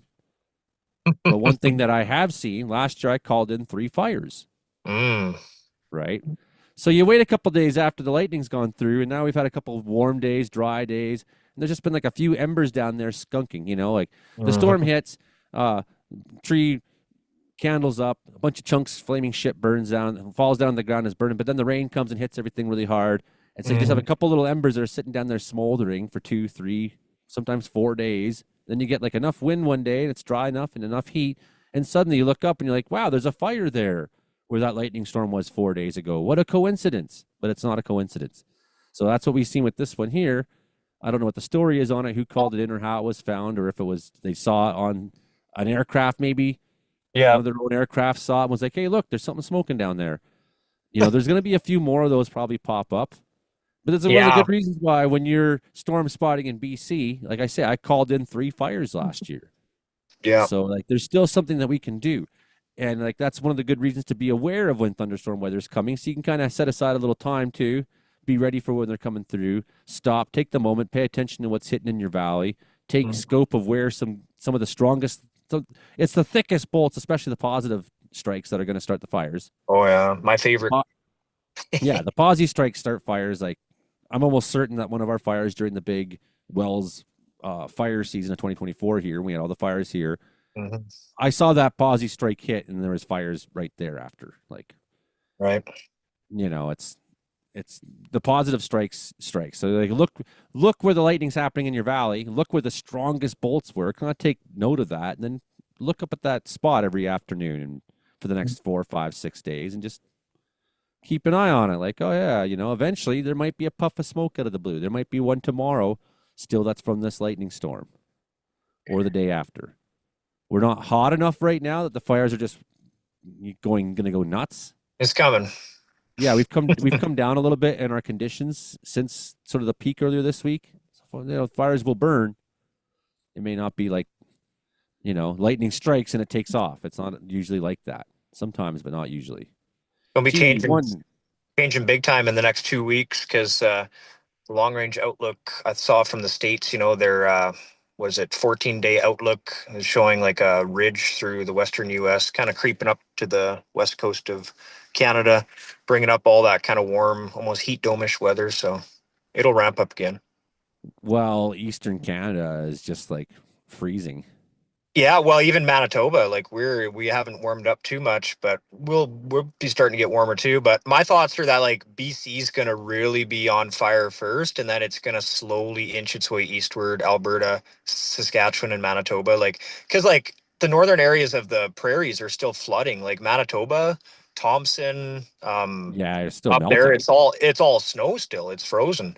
So we're not going to be in fire danger for probably another month or so, I'd say here. Except for like the grass fires down south. Or whatever. Yeah, down where I am, we're in fire mode now for sure. G10279er. That's sometimes you can just like look at where a fire is at. like, oh, it's on the Penny Road. By the it's right there. Yeah, it's like, okay. Somebody threw a cigarette out or something dumb. I have a feeling that's a railroad track there, is it not? Yeah, true. Yeah, I have a feeling. It is, yeah. Spark something. There's like more than one thing that could cause a spark there. That was like Manitoba last year. Those stupid ATVs everybody's driving was causing a lot of fires. I think like, when you're in that kind of dry condition, those kinds of sparks will start fires for sure. Yeah, I think ordinarily that's not the case. Ordinarily, it's not the case with cigarettes either, but when you're in like that extreme fire weather, and that's like people don't seem to understand that fire behavior is attached to the weather or what the weather's been like the last 2 weeks.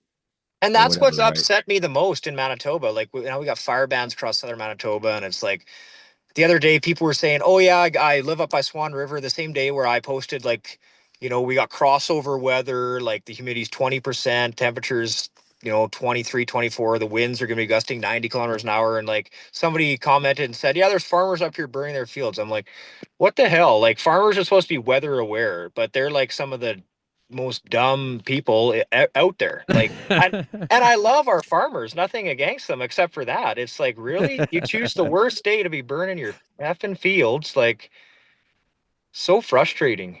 Well, it's that fire weather concept. People don't have it in their heads yet, right? Like you're a farmer. Get your shit together. And it's like it's up to us to communicate what does fire weather mean, like yeah. That's my big thing. That's what I care about. Well, that's 2 hours for me. I think I'm done. Sounds good. Yeah, I gotta hop in the store here before it closes too, but right too on. bad we didn't get any of this on the show, but hopefully some people got some information over the live stream still on YouTube. Yeah, man. I know it sucks that you're like always getting done work right when the show's always ending. It would have been good. We did talk a little bit about NTP tonight, but yeah, felt like without you and Adam there, it wasn't quite. Yeah. No, I watched that live stream that Adam did with Dave last night. It was really informative, really good. I should watch that. How long is it, you think? 20 minutes? A little longer, because they kind of like ramble on a few questions they're answering and kind of go off on some narrow roads. But I think it's about like 45 minutes. It should still be on Instant Weather's YouTube. under their lives. Yeah. Yeah, well, that's exactly the. No, it was really good. Nice to kind of put a face to Dave. So they were doing that right when I was live streaming last night about our lightning risk here. Right. And then on instant weather, like every time I misclick, it's like live, right? Or, coming up live. Yeah. With Dave Sills. And then it was like live right now. And then it wasn't, then it was just gone. Oh. Like, okay, so it must be like 20 minutes or 30 minutes. I thought I must have live streamed for like almost 3 hours last night. Wow. Yeah, I'm a sucker for punishment. No, I just had the stream going while I was working, so I think it was closer to like an hour. I think they went a little longer than they wanted to, but lots of information in there, so. Yeah, I'm going to have to watch that. I feel like that's homework right now. Yeah. Because it's sad what's happening with the radar network, and that's something we can even talk about too on an upcoming episode on the show too. Can almost spend a whole show talking about that. Well, you can always send me a video too, even if you can't make it. We can put it in for the radio broadcast. True, like Mark. Yeah, that's a good idea. Yeah. Because I had there was CBC Saskatoon or something reached out to the page yesterday, I think, or maybe it was like 2 days ago, and they're like, "Can you do an interview talking about the new AI hybrid model that Environment Canada has?" I'm like, "Okay, sure. How's 2:00 Manitoba time?" And like they just never even answered me back. I'm like, "Thanks for wasting my time." Oh yeah, you should have said dude. Should have said 1:00, I guess. Yeah. So I was brainstorming all these ideas, researching, like I had so much to talk about, and then they just don't even get back to me. It's like, okay, you're on my list of like never doing interview with again. Okay.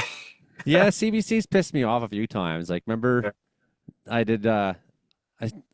There was a bunch of fire footage and whatnot here, lightning strikes, and they like interviewed me on the fire because that's when the fires broke out here in Wells, and I got the lightning strikes. Yeah, and I predicted the fire. I predicted the storm was going to happen. Nobody else anywhere predicted it. I did. It came true. It happened right here. It was a totally insane fucking electric show. Fires everywhere the next day, and then CBC they aired the interview on the radio there, and they're like amateur weather watcher, and I was like, man, you don't talk down your guests. Like, well, how about weather specialist? Or like just say nothing. I don't know, like Joey Only who runs Interior Weather and Wilderness Watchers in BC. Right? Joey Only is a podcaster who makes weather forecasts. But amateur, like really? You're the one who contacted me for an interview. Why are you interviewing an amateur then? Yeah, like the whole I was pissed off about it. So like the next day, Global News, because then I went and took video of the fire. And I did a time lapse of the smoke and whatnot, and the helicopters flying around.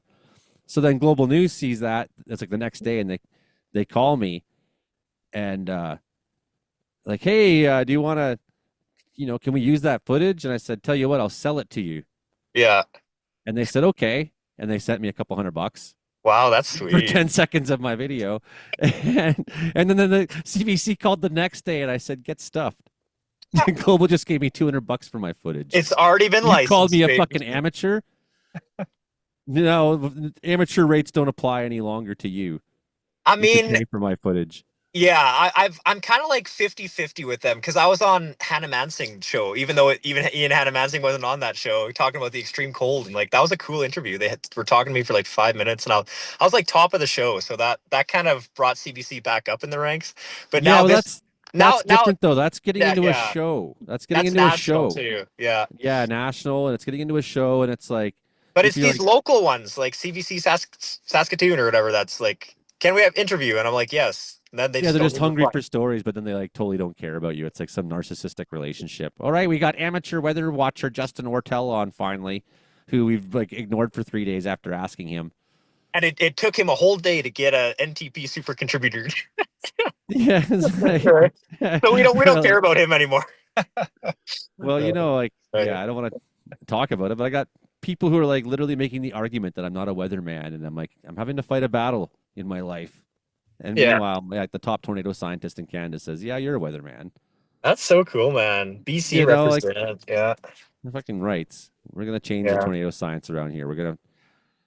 We'll get it's all about the science and historical data. Like I said, before NTP came in, like our tornado records were the shit. And what happened was in June 12th, 2014 or 15. I'm gonna have to think about that one. I think it's 15 though.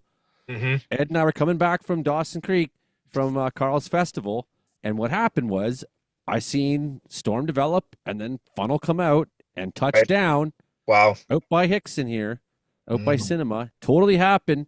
Got pictures from like a bunch of different people, of the funnel itself. Yeah. One where you could kind of see it roping out the way I did. I don't think it was on the ground for very long.